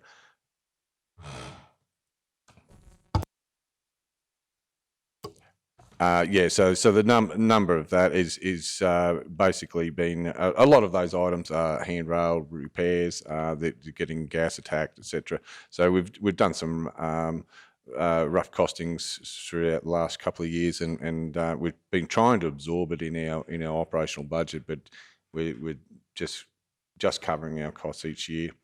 The reason the decrease in the licenses, that was a administrative fat finger oversight by myself. I was actually trying to budget at the item level and getting them in the correct areas in historical bookings. So I neglected to delete that 100,000 out of the lower items. So that when we, after the last budget session, went back and reviewed that again, and then found my mistake. And so that's why the reduction in that as compared to last presentation. The electricity costs, it's 42,000 budgeted for by the comparison to what we were this time last year. Our costs appear to go up. Now, and that's an interesting thing. I am a consumer-based product, as in the water and wastewater. So the more water I buy, the more my electricity goes up because I've got to treat that. The more my pump wears out. Those things. So the more I use things, the costlier it gets. Same as main repairs. The more main repairs I've got, the more my costs go up. I'm really beholden as to the performance of the whole system. And material costs like pipes and particular fittings, they've astronomically increased in the last 5-10 years. They're just horrendous. So I've really looked at what we can do without, and if I can, I've got rid of it. But unfortunately, as Councillor Schumacher said, the costs are trending up, and they've been trending up. Not just here, at other places I've worked, they've been trending up for the last 10 years. Yeah. Through you, Deputy Mayor, sorry to labour on the point, but about consultants, but in materials now there's a line item there, consultants, like as part of the increase, and that's under materials, whereas before the consultants were in services. So just wanting to know what that figure is and why that's added to the cost. Oh, sorry, that's so that's for the telecommunications consultants. So that's in the for the SCADA systems. Yeah. So so some of the consultants' fees are in materials and some in services. Is that? Yep.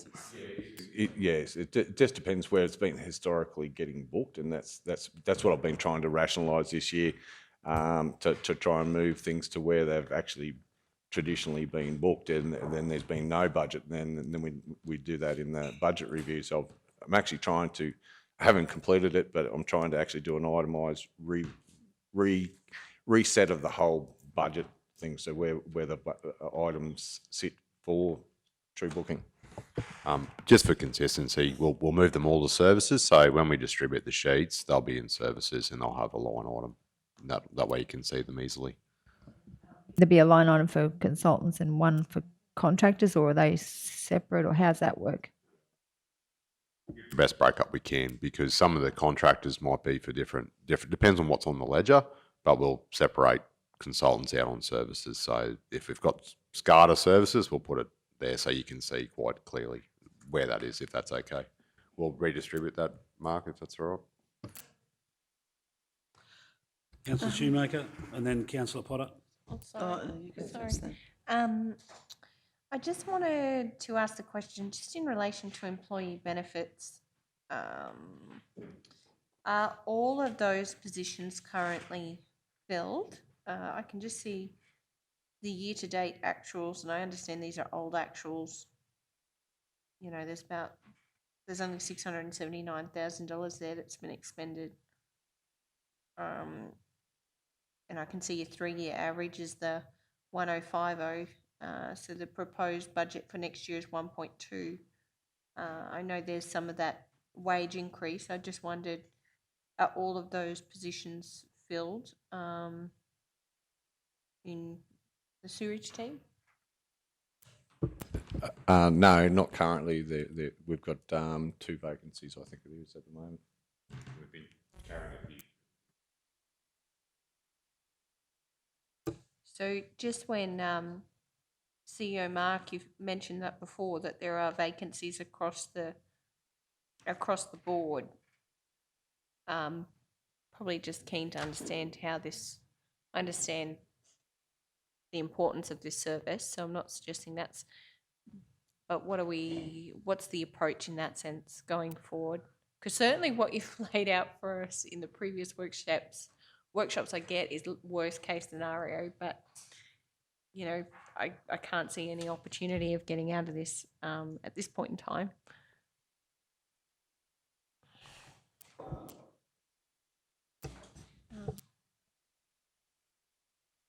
Yeah, that's me, sorry. Oh, there we go. The devil of the button. Okay, so sewerage. So some of the vacancies. One of the tools we employ, well, I'll speak for me. I employ as the head of the operational arm the managers to manage. So over a period of time, we end up with a wages budget, and the general overarching principle is that we don't go over that wages budget. So we will hold vacancies and manage, because it's one of the areas where you can actually save direct costs. That information I sent out about mid-April to everyone, that carried certainly the largest probably number of vacancies. General Manager O'May was in communities from memory. Just was looking for it there quickly.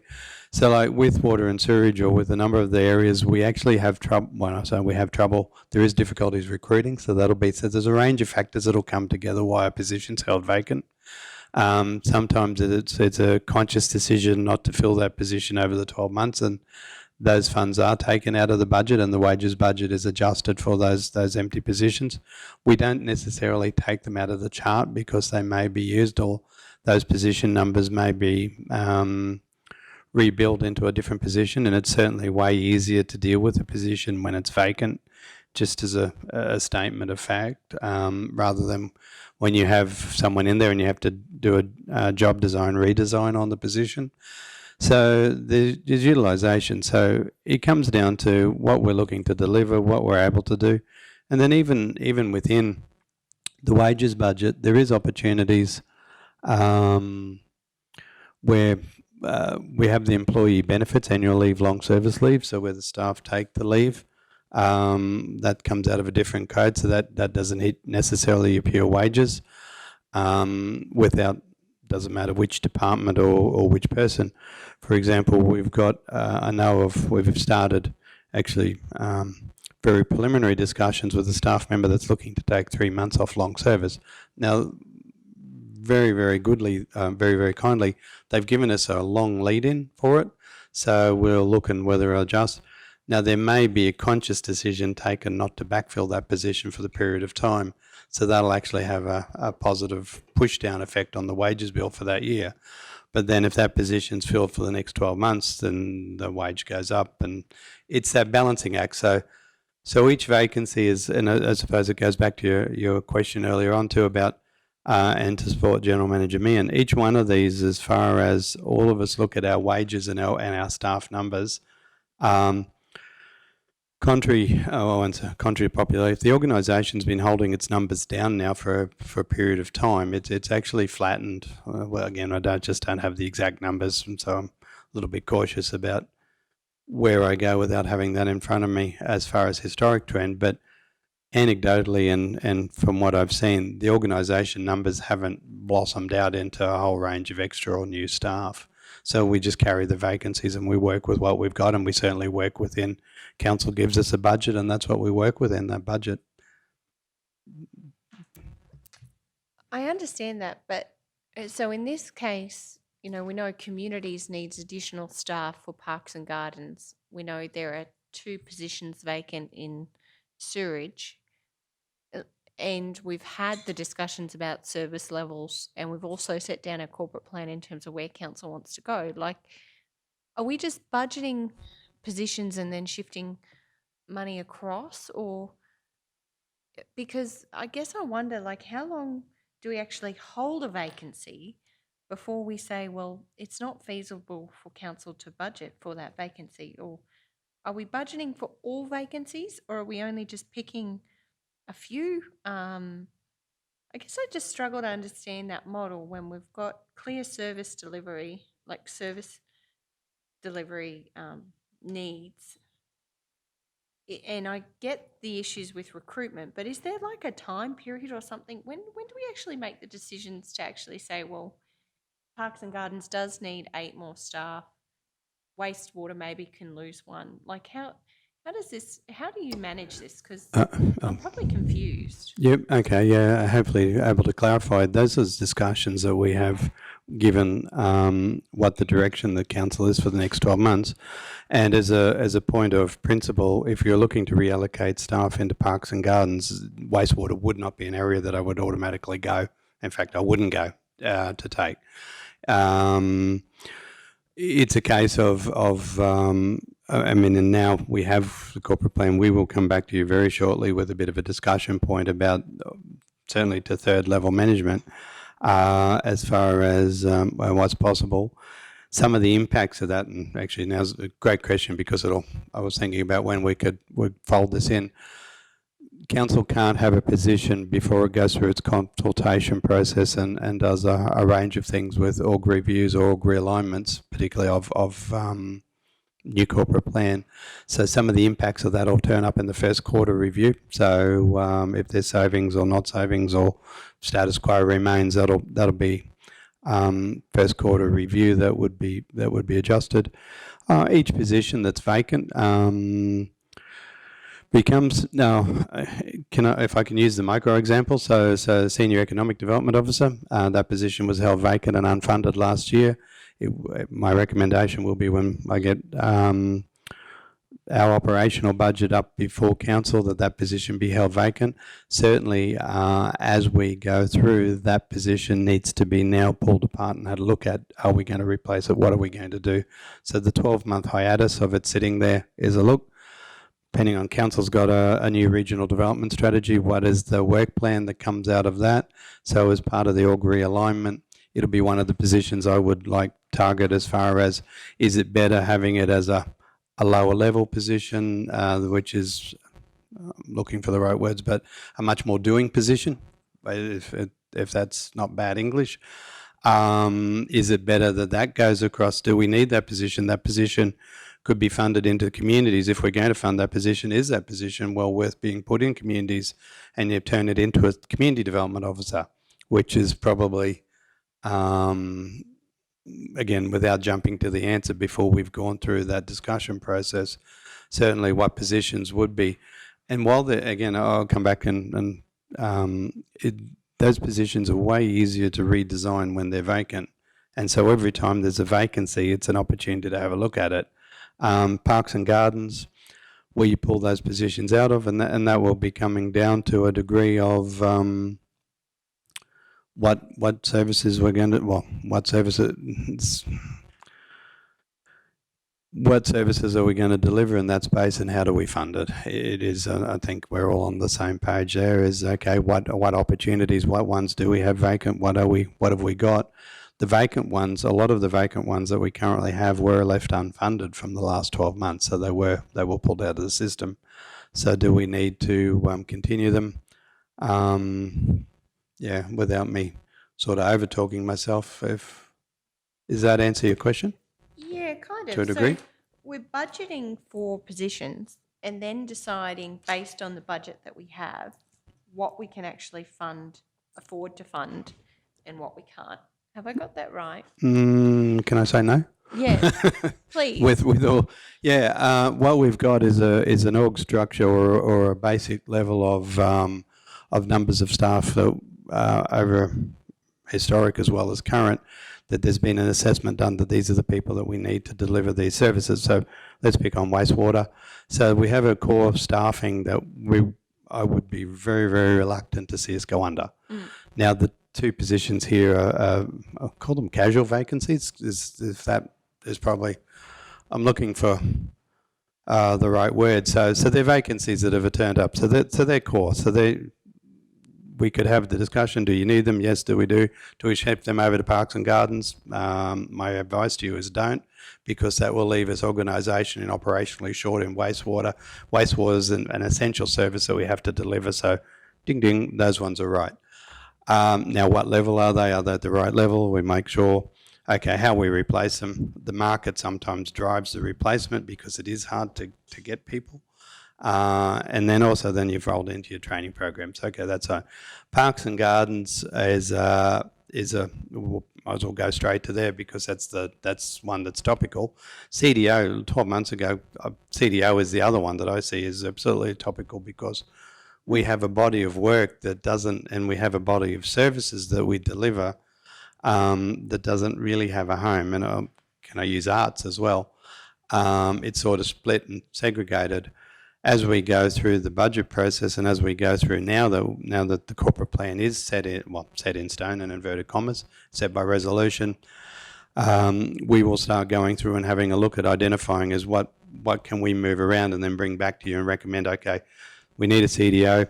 It is in real reality not going to be a new position that's created out of thin air. It will have to be out of the current, given the deficit is also, or the discussions about a deficit going forward is how do we live within our means. So the only way you can do it is either cut your expenses or increase your income if you're going to put a new one on. So what opportunities exist within the organisation to redesign a position to put it there? Now I've got, as I said, we've been saving up the senior EDO position. That for me, whilst it was unfunded last year and will till council settles its structure, the first decision is, okay, what position will that be? Does that evolve? And again, these are all just hypothetical, and if anyone is listening, I don't want them to think that we've automatically jumped to the answer before we've gone through due process, and I know that's not what you're saying, but sometimes people jump to that conclusion. Okay, so if that position becomes the CDO or a position becomes the CDO, okay, we want that position, we put it in and set the structure, then the discussion is how we fund it.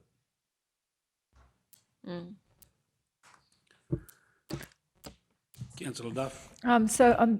Just as a follow on from that, so I know that back in when we were running operating deficits way back in the just at amalgamation time, we did drastic stuff like we actually put a freeze on all positions that were not filled, and then we actually said they had to present a business case to fill those positions.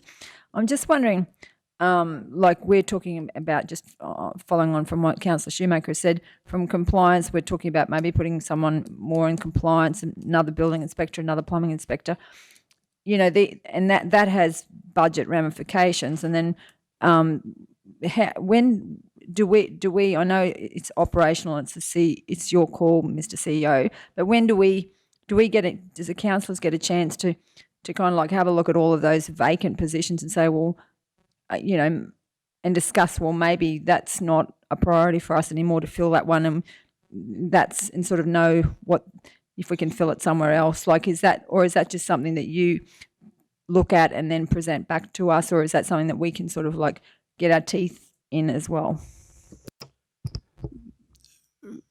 I suppose I'm just trying to unpack your question. Operationally, council sets a budget and it says what it wants to achieve over the next period of time and where we're going to go. So that drives it. Now, If we brought back every position every time that there was a vacancy to council, A, I'm not sure that's a good idea, and B, it would become unworkable, is the short answer. So now, if you continue like, and hiring new, and probably coming back to staffing is going to not hopefully sound not like a negative Nelly, but just hiring new people all the time is, I think that's been discussed here before, isn't necessarily the answer. So are you asking me about, do you have an opportunity to take employee X and tell me that you want him to do employee Y? No, you don't. And that's not being drastic. It's just, yeah, I'm just trying to make sure I'm answering your question. If you want more services in compliance, that's going to cost you more money, whether it's a permanent employee or a contractor. And if I may, just on the consultants, as we have yet to do it, which is what we will, a definition that's clearly understood by everyone, what's a consultant versus what's a contractor, the SCADA stuff that Tim was referring to now, we don't have the expertise on staff, nor would we. And in those circumstances, you would always bring, because if that SCADA system goes down, you will lose your water or wastewater network with your pump station. So there are certain things in that space, and I might have it wrong, but I don't believe that's what you're talking about when you're talking about consultants. Now, would I call that a contractor? You say tomato, I say tomato. I would call that probably a contractor. So I think that's one of the things that we just need to have. So the SCADA contractors are absolutely essential to the continued operation of the water and pump stations, wastewater pump stations. And again, it's just getting that clarity in my own head about where you guys are going. But if you want more emphasis on compliance and less of, I was going to use the magic, there has to be some service then. If we're keeping staffing numbers relatively stable, there has to be something else that's not done. So part of the discussion then going forward is, what don't we want to deliver over a period of time to add more resources into that? I'm not sure I've answered your question, Councillor. Through you, Deputy Mayor. Yeah, I was just more talking about, I mean, we absolutely do not want to lose any staff, but where you've got vacancies and we would have a choice as to, I mean, you will have the choice, or someone has the choice of whether that position is filled as opposed to another position which we, in our corporate plan, we've identified as more of a priority, rather than just saying, well, this is what we want to cut. It's a lot to do with where we sit as far as staffing, because we don't want to make a cut that would affect our current staffing. So it's more about capitalising on the fact that there would be some vacancies there that wouldn't affect our staff, but maybe an opportunity to actually fill some positions rather than other positions that are not a priority for council.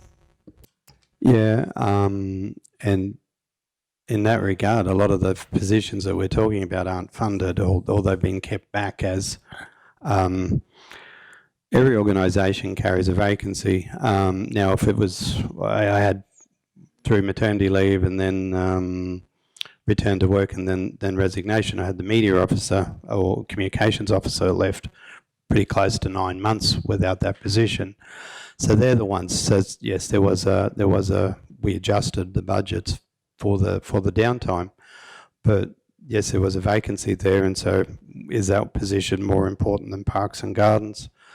That's council's got a communication, and it's been looking to fill that. So they're operational. They are operational decisions that are made, I won't say daily, but pretty close to it.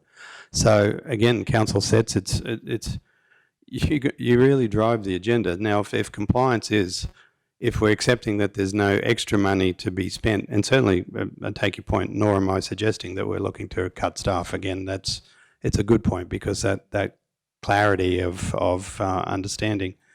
But there may be areas of opportunity.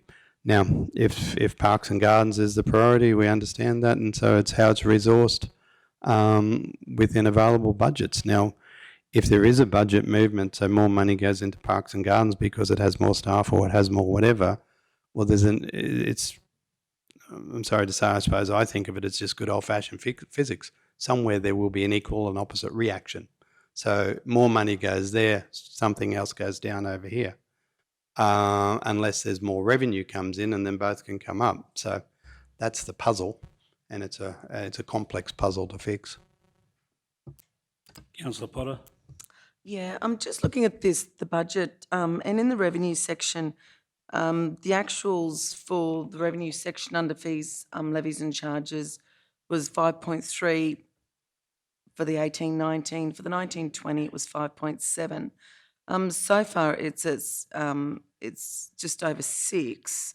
So, and then we're looking the extrapolated one pricing to come in at just over 9, and yet we've got a budget here of 5.8. I'm just trying to understand that cost, that income level. Ignore the extrapolated.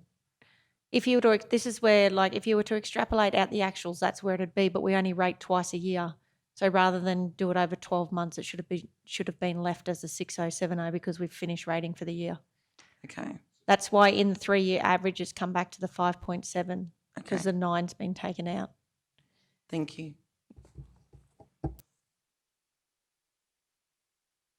Yep. GM. Yeah, through the chair, just in relation to the vacancies too, just to support some of the comments that Mark was making earlier.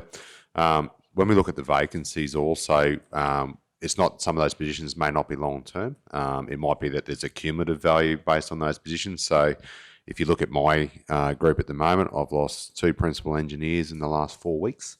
It'll take us 6 to 10 weeks possibly to recruit them. It's not that we don't need them, but that's where you'll see a drop in wages based on that. And again, whether that's supported by a consultant or a contractor to do that work, we'll wait and see. But that's where you do start to see a cumulative value. And again, what we rely on the managers to do is that we have an expectation that if we're seeing costs go up in other areas, that they will need to manage that money through. So if that means they've got to make a wage saving to cover, because the SCADA system's gone down, it's cost us an extra 10 grand. That's the decision that we made Tim wear. If we didn't do that, then Tim would come back here every quarter and say, I need some more, madam or sir, if that makes sense. So that's why those wages are balanced right through, to make sure that if there's a spike in something else or there's a spike in overtime, they'll be used to manage the operations of the group. So some of those, I just want to make a point, not all, just because there's a saving doesn't mean that they're long-term vacancies. There could be a cumulative of short-term ones as well as we go through. And it can take us up to 10 weeks to get somebody sometimes. By the time they resign, they go through interview, medical, and then they've got to give 4 weeks notice at their current employer.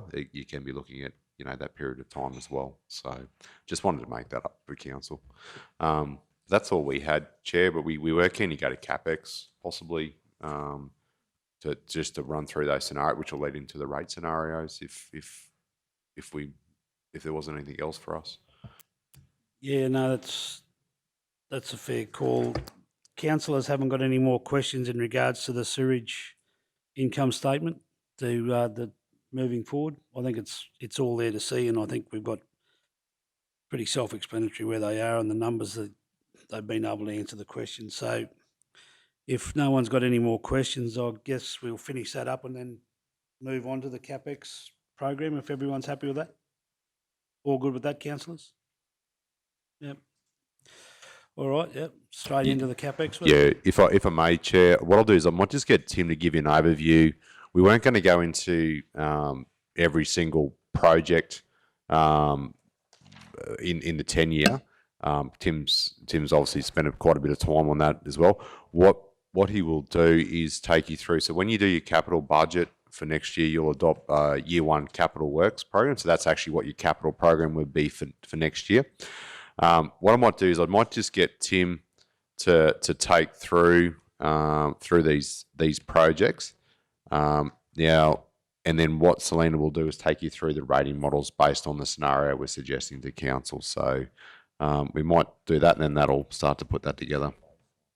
Yep. So just mindful that 5 o'clock's your deadline, so I'll let Tim go through water and wastewater. Yes, thanks, councillors. So on the screen there, this is the basic replacement budget with Gordon Brook and some provision for the Gordon Brook off-stream storage design. So that's basically just doing our standard renewals that we can get away with, no new or upgrade works catered for. So that's combined. That total up there is 48.6, isn't it, Selena? Yeah. So that's the combined water and wastewater.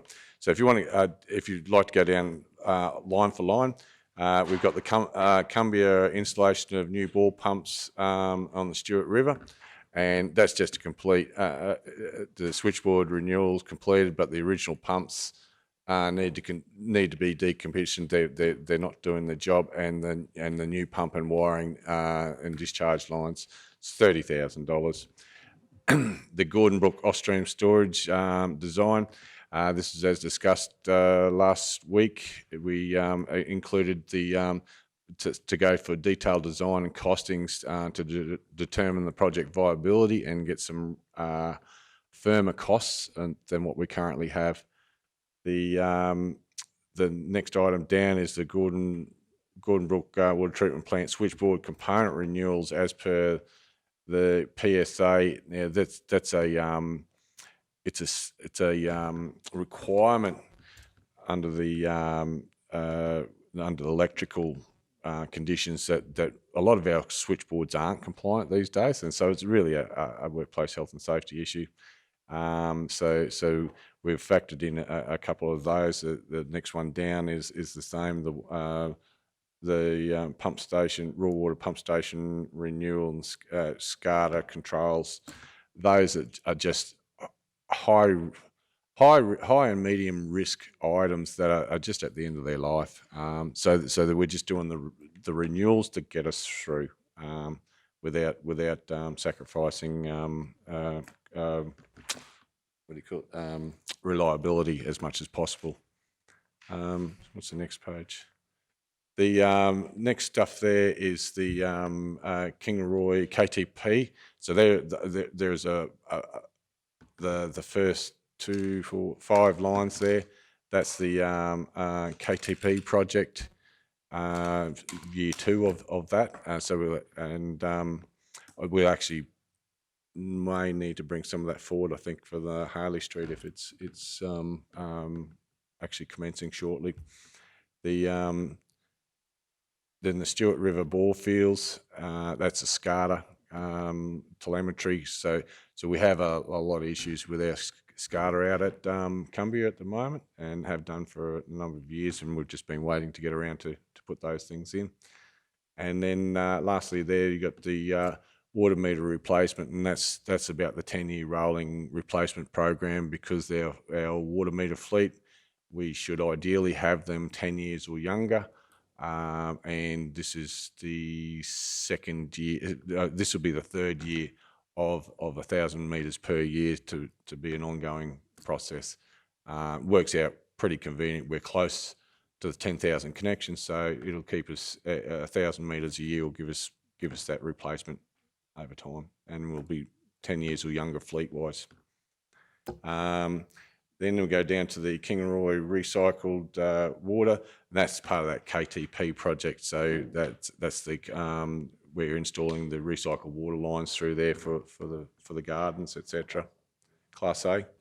And then in the wastewater, we've got the switchboard component replacements and the SCADA systems controls again, and the Binduma switchboard renewals and process. Again, they're only just renewal works. We've tried to maintain them as low budget as I can, bearing in mind what our 10-year outlook is. So we're trying to be responsible. Oh, hang on, we've got some more down the bottom. So we've got the River Road siphon decommission, and the water flows through the site. It's just an operational efficiency, and it's large enough to affect the to operate effectively, causing blockages and odours in the wastewater systems there. The next one is the renew the switchboards as they're beyond their life. Again, it's a requirement under those arc flash requirements, and the next Next three items are in that grouping. Art flash compliances, yes.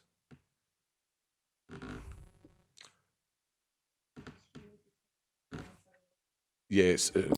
So that's year one of the 10-year program.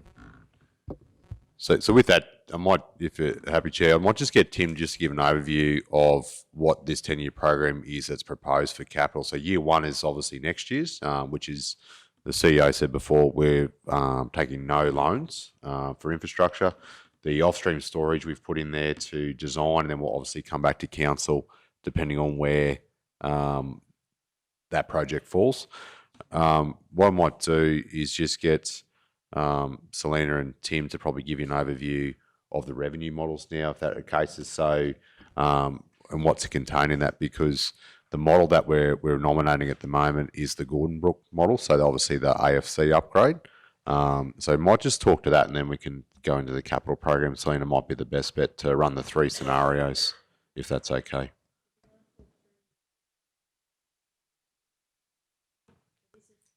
I'll let you talk to that. Sorry. So this $48 million over 10 years is the renewals plus the Gordon Brook dam wall and the off-stream storage design. Now I've done four models, one with and without loans on the $48 million, and also the one on the $76 million spend, which is this $48 million plus your first 19 projects that were identified as the priority projects.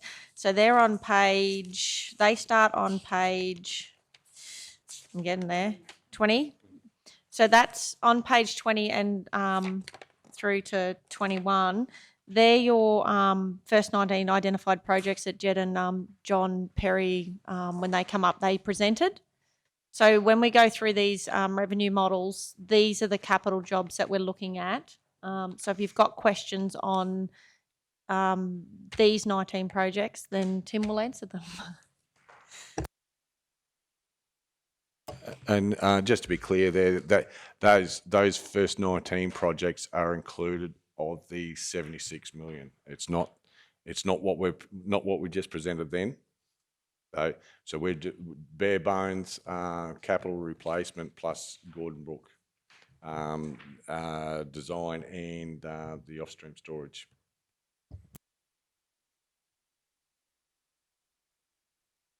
So when you're talking about the design, Tim, that's for Gordon Brook spillway?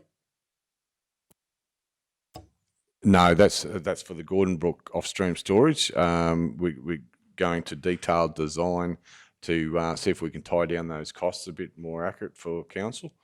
The Gordon Brook spillway, that actually commences in year 2. Yeah, the costs start hitting there in year 2. So this year we're not proposing any loans of any sort.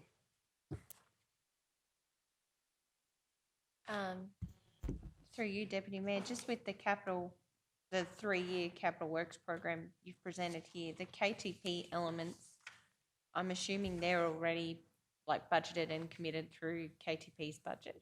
Yes, so we're not necessarily they've already been budgeted for. So that's included. So we're just trying to get Tim's staging right, so that he shows up in his budget correctly. So yeah, that's the nominated budget for KTP. Yeah. So the biggest one for us is obviously is the wall, and obviously the off-stream storage. So we haven't put any projects in there at this stage other than the design till such time as we can work out what that actual cost will be through that process, which is what we spoke about the other day. Otherwise, we've just put in the AFC upgrade as our forward one. So we're probably, through the Chair, Mark, we're probably just seeking a bit of a direction from council now on how you want to develop. Whether Selena wanted to run through the rates model just to give you an appreciation of what that looks like. That probably just helps you make a little bit more informed decisions, I suppose. Is that all right? Yep. Can we go back to page 7, please? So I've done another four models. I've done a model on the 48.6 mil spend, and I've done it with and without loans so that you can see the effect of the rating based on whether loans are put in or not put in. In the model, I put, from memory, the loans were put in years 23, 24, 25, staged over the years, and the loans are only the 11.8 mil for the Gordon Brook dam wall upgrade. No other borrowings were proposed. So for the first of the 4 models, option 8, this is the base capital spend for renewals with the dam wall and the off-stream storage. No loans are in there. And when I modelled it together and I modelled it separately. The reason that I've done it both ways is because when we start getting up into the 76 mil and above spend, like the rate increases that water would have to do to be self-sufficient are pretty high. So I've modelled them together and separately to show what that split would be. So if we put them together, and what I mean by together is that sewerage is actually funding and helping subsidise water for a period of time. So if we put the two together, if we split them, water in that first year would need a 14% increase, 12% the year after, 7% the year after that, to be able to fund that high capital expenditure in your first few years. Sewerage would have to, if they were modelled separately, sewerage is now not funding water, so we could drop the percentage increase for sewerage down to the 2.25%. And I've just run that out for the 10 years.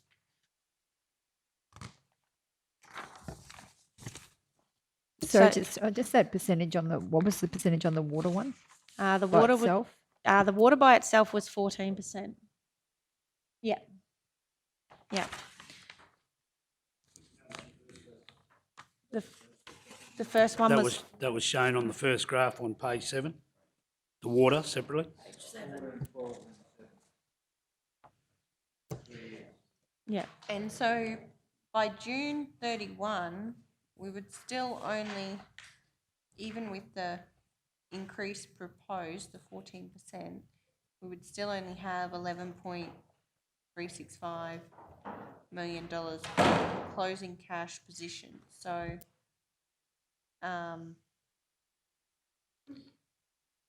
how do we propose to fund the $48.6 million worth of expenditure with that?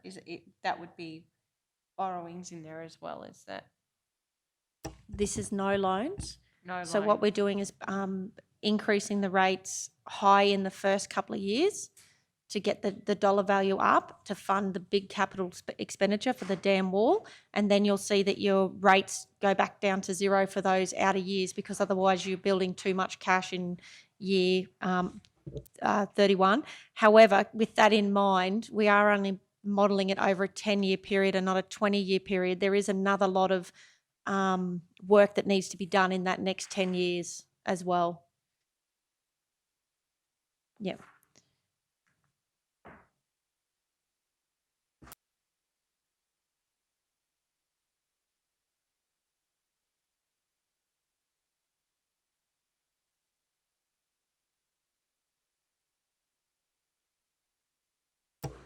So that was showing you if you modelled them separately. Now, if we have sewerage helping pay for some of the water, because water has the major expenditure, if we have water if we have sewerage subsidising water, you'll see that your rate has dropped from 14% down to 8% in that first year, 8% year 2, 7% in year 3, and then we run 3% out into your outer years.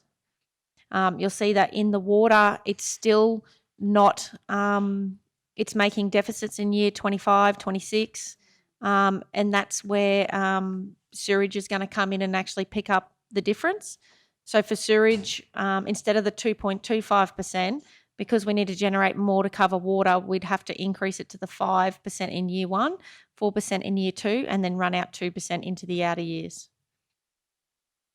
Now, that's also keeping in mind that we've had discussions around changing the classification of the additional pedestals and also moving the second pedestal closer to the cost of the first pedestal. So that's all taken into account, and this is on top of that.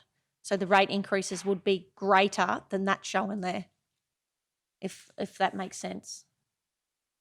So, just for clarification, you're saying the pedestal charges that we're proposing will be implemented in this prior, and then these rises will be on top of that again? Correct. So the model has been modelled with those changes, and then even after that additional revenue, you would still need to increase by this amount to be able to cover your 48 mil minimum program.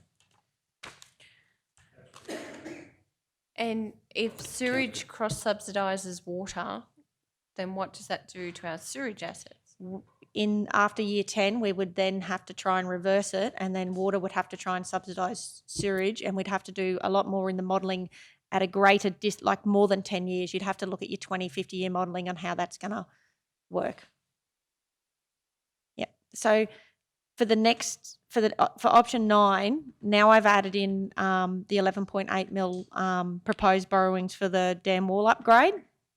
And when you introduce the loans, water can fund itself for the 10 years on 48 mil, and sewage can also fund itself for the 10 years. So once we've added in the loans, the water rate drops down to 4.5 in year 1, and then 3% year on year into your outer years, and your sewage still can be maintained at the 2.25%. The difference too between introducing the loans in those years and not is that because the capital spend is in your early part of your 10-year cycle, not in the later years, you don't have time to build the cash up. So the rates have got to be really, really high in the early years to be able to pay for that expenditure, and then you're dropping back to bare minimum in the outer years, whereas by introducing the loans, it smooths that out and you have like a more consistent rate. So, with the loans, again, with the extra pedestal charges and all that sort of stuff, they're in there prior to those fee rises? That's correct. But with sewage, I've put in the rate increase at 2.25 with the closing balance of 15 mil, keeping in mind that you still have Mergen wastewater treatment plant that's due to be done, and it's 15 mil. So that's why I've left it at the 2.25 rather than say at 1%. So you could reduce your closing cash balance, but I'm mindful of the fact that we have a lot of sewage stuff that still needs to be done that's actually sitting in year 11. So that cash balance will be raised, but during all that, we're paying back a loan of 11 million, is that right? In water, yes, not in sewage.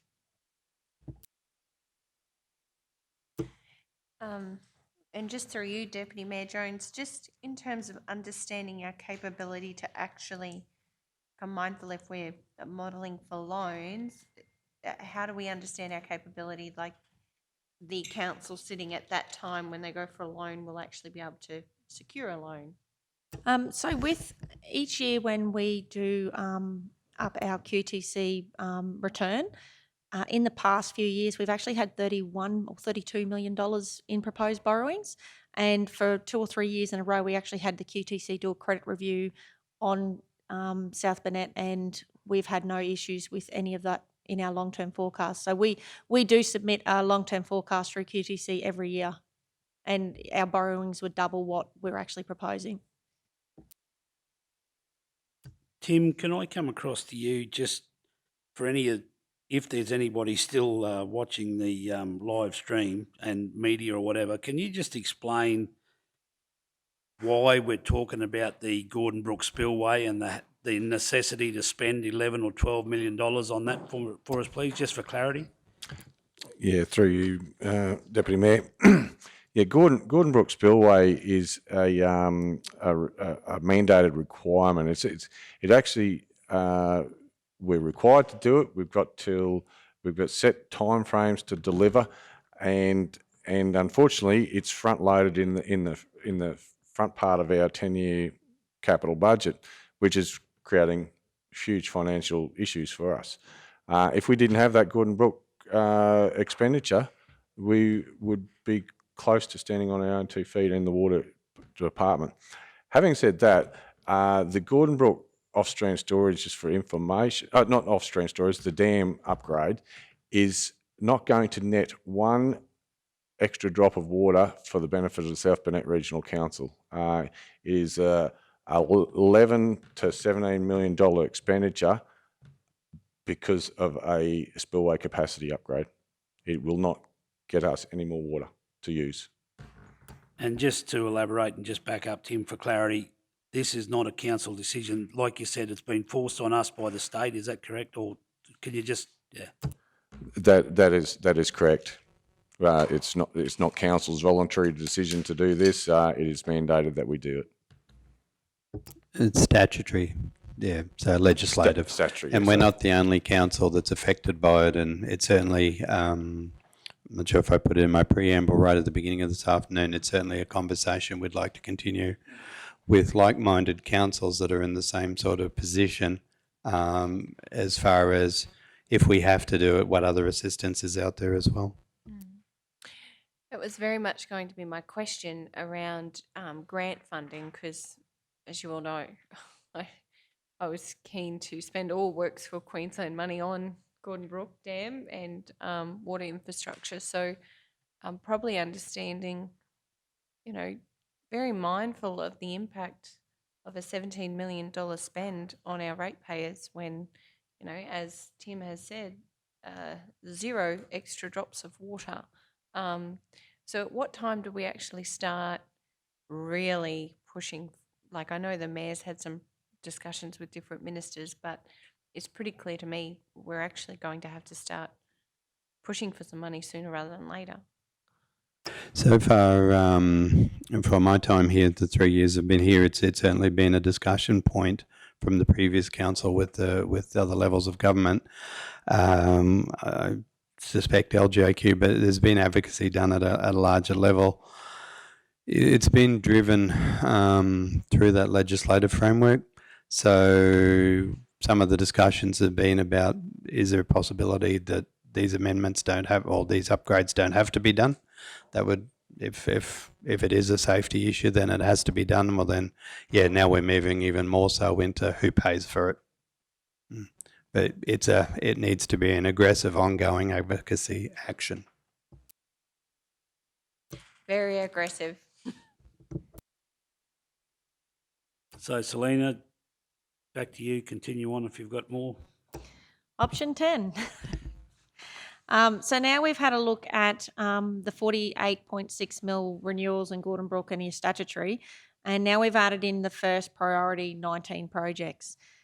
In this model, I haven't separated the asset classes because it's probably not feasible that water can fund itself if we're jumping up to 76 million.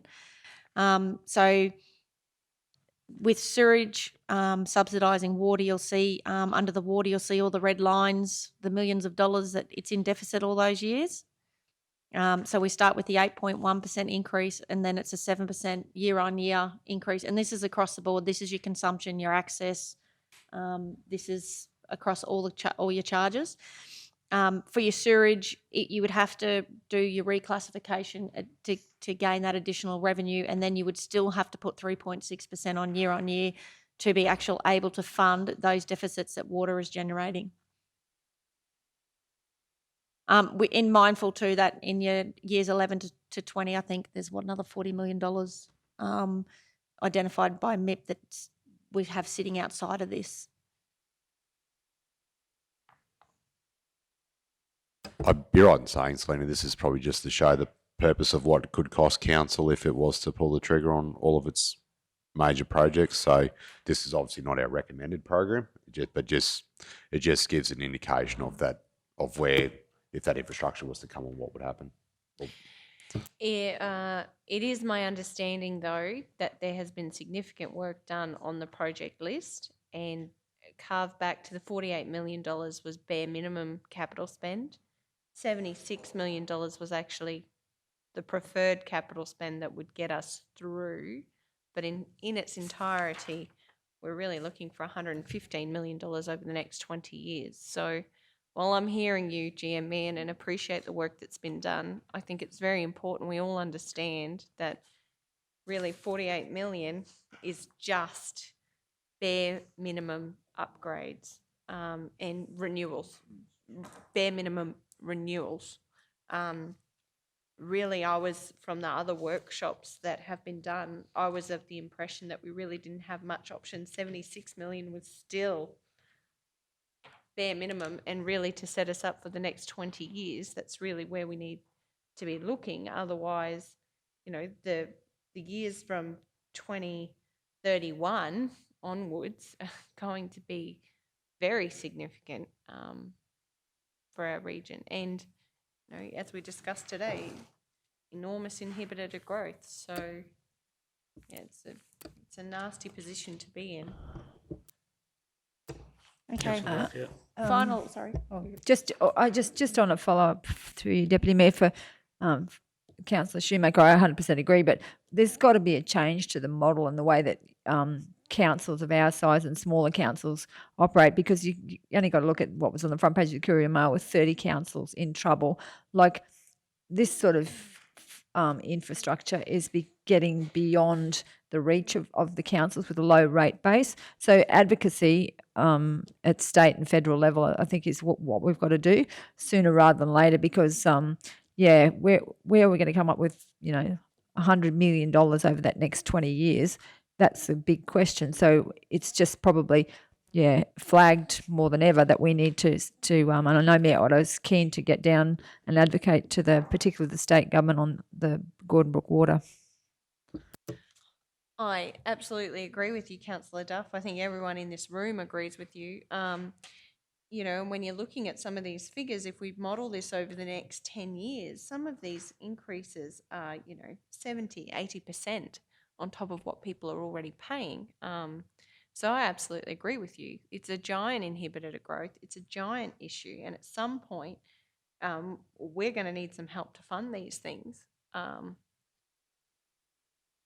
can't see us.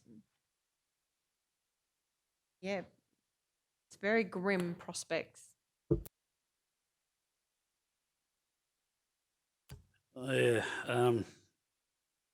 Hearing I guess having conversations with Tim and all that sort of stuff, not all is lost.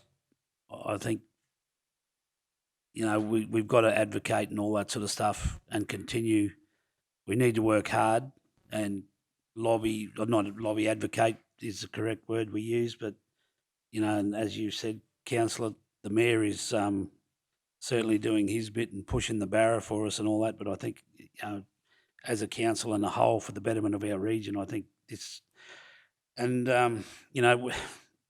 it's our job to try and minimise the impact on the ratepayers. But when it's forced upon you by the state government, and Councillor Duff has hit it perfectly, where it's getting beyond a small rate-based council to raise the significant funds to do this, we certainly do need help and all that sort of stuff. It's easy to sit in Brisbane and just say, South Burnett, build a new spillway. We need $12 million out of your ratepayers to do it. I can't see the fairness in that. And that's why I asked him to explain there before. This is not a council decision, and it's been forced upon us by the state government, which certainly puts stress on our budget for the next 5, 10 years, 20 years. So, yeah, I'm with Councillor Shoemaker. The feeling I got through all the conversations and the workshops we had, the $76 million option was where we needed to fall for any sort of benefit to the community. And how we get there, I don't know, and try and be fair to everybody and not impact, the community. It's welcome to local government, I guess. Oh, sorry, Councillor Henshin. Thank you, Deputy Mayor. Yeah, look, Councillor Shoemaker and Councillor Duff has touched on, and as our Tim Lowe, our man in water, manager in water, this is just ridiculous to think that the state government imposes this for us to have to do, and there's a cost there of somewhere between 12 and 15 or $17 million.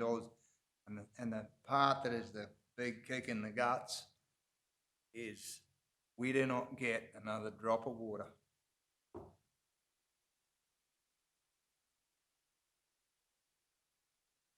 Where, like, we can advocate as much as we like, but governments have got to look at these smaller councils and these peoples and communities in rural sectors, which is the lifeblood of this state surviving. And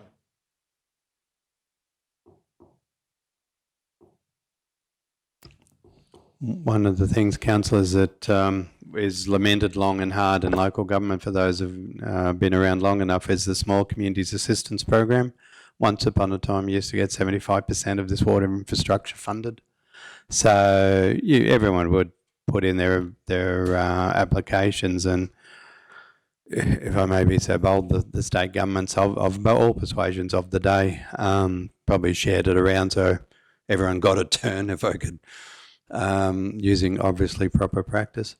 But yeah, so it's those sorts of programs that we're really missing now. And when they talk about local government sustainability and people remember back pre-2008, it's always important to remember those programs were in place until 2008. So you add 75% to this project, sourced from other levels of government, it makes it very durable as all our water infrastructure. And we're not alone in again, it's an LGAQ advocacy point. It's a lot of councils are in, I think all councils, I would be surprised to find one. Maybe the big fellas had their own programs, but certainly the small to medium councils, SCAP was an absolutely essential program for delivering water and sewage infrastructure. And that's probably a fair point. Like Councillor Henson touched on it there before. If you were spending $12 million on the project and you raised your capacity of water by 30 to 50%, you could justify it because we know how important water is. But to get not one extra drop of water for this region that is a lifeblood for us to go ahead in the economy to grow, I've said this all along, I just cannot for the life of me justify a $12 million spend on a spillway, on a dam, that's not going to gain any benefit to us whatsoever. I just can't comprehend. So I guess, Councillor Shoemaker? Yes, and then, you know, well, I understand that, and not to correct you, but I just want to check, we were talking up to $17 million. Yes, I've got that correct. Sorry, just to rub salt into the wound, but... you know, the other major issue that we see here, since we've done all this incredible work with the MIP and alike, it's clear that our infrastructure, just genuine basic infrastructure, has just been, we've just had to sweat it and stretch it. And it's to the point where we just can't do that anymore. Like, even if you take the spillway out of this, even if we don't have to fund that $17 million, Kingaroy and the South Burnett cannot grow without improving its core trunk infrastructure. You know, we're talking about simple things like water age and being able to provide water that's at Australian drinking water standards, like, because, and we're talking about being able to provide that core infrastructure that enables growth and development. I know every single one of us would have loved to have said this today, just go for it. We could afford to do that. But clearly we are hamstrung. Like, I am really seriously concerned. Even this is not a problem that I can see us rectifying in the remaining 3 years of our term. And it's certainly not a problem I wish to put on the next council either. Like, the work that Selena and the team's doing in modelling this and trying to get some kind of strategy around how we can cost this over 10 and 20 years, it just can't be undervalued. Certainly just so key going forward. It's quite a frightening reality.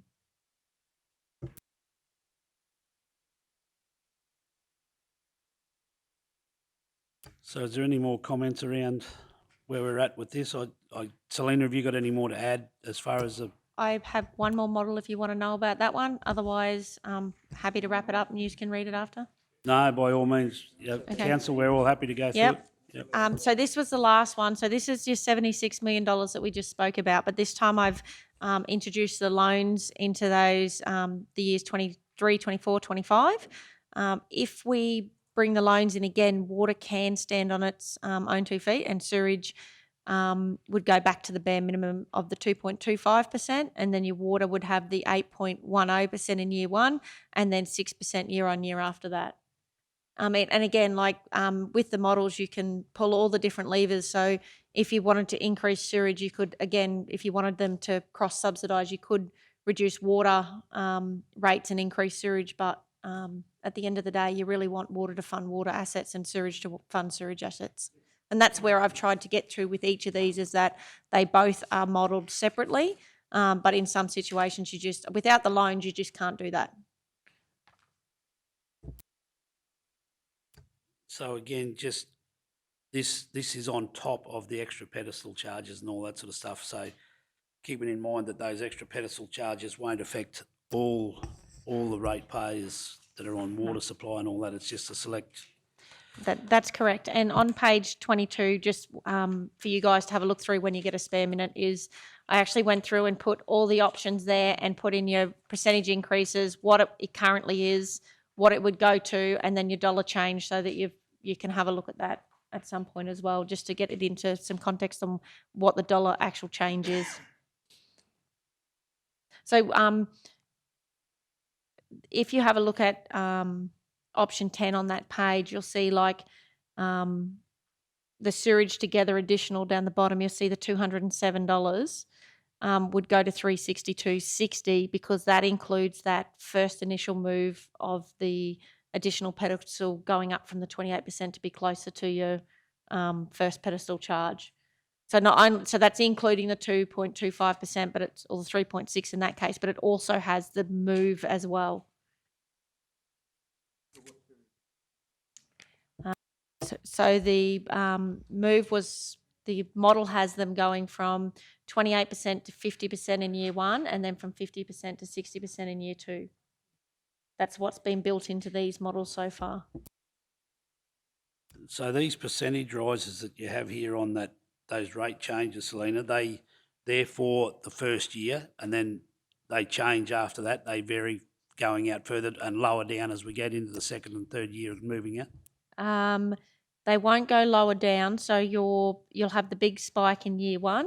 You'll have another spike in year two when it goes to that 60% of the first pedestal, and then it will just go up by whatever your indexation is year on year. Yeah, so the models that you've given back here, like if we were to option 10 or whatever it is, it says, or it shows here that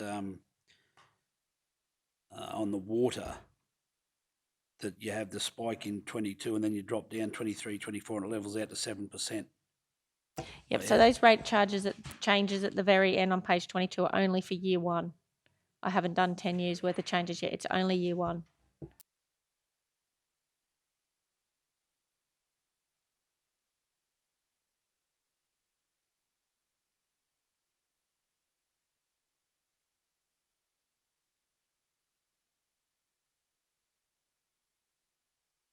So just quickly, Selena's got to go.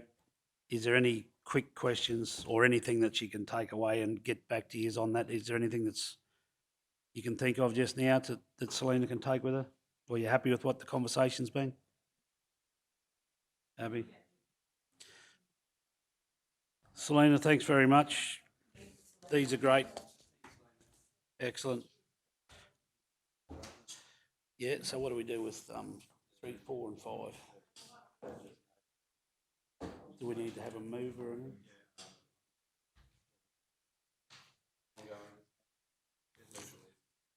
Yeah, okay, so, just finishing up items 6.4, 6.5 and 6.6. Just discussions we've just had. We don't need a resolution or anyone to move.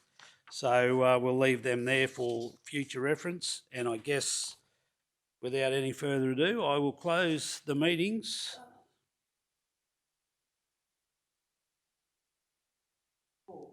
That's correct. That's what I just said. We're going to leave them on the table. We don't need to do anything with them under the advice of the CEO. So, sorry, my bad. I forgot the button. We'll bring them back. So again, thank you all very much. Some good conversation about some very tough decisions in the future. So I now close the meeting, our budget meeting at 4:55, and thank you all very much and safe trips home. Thank you.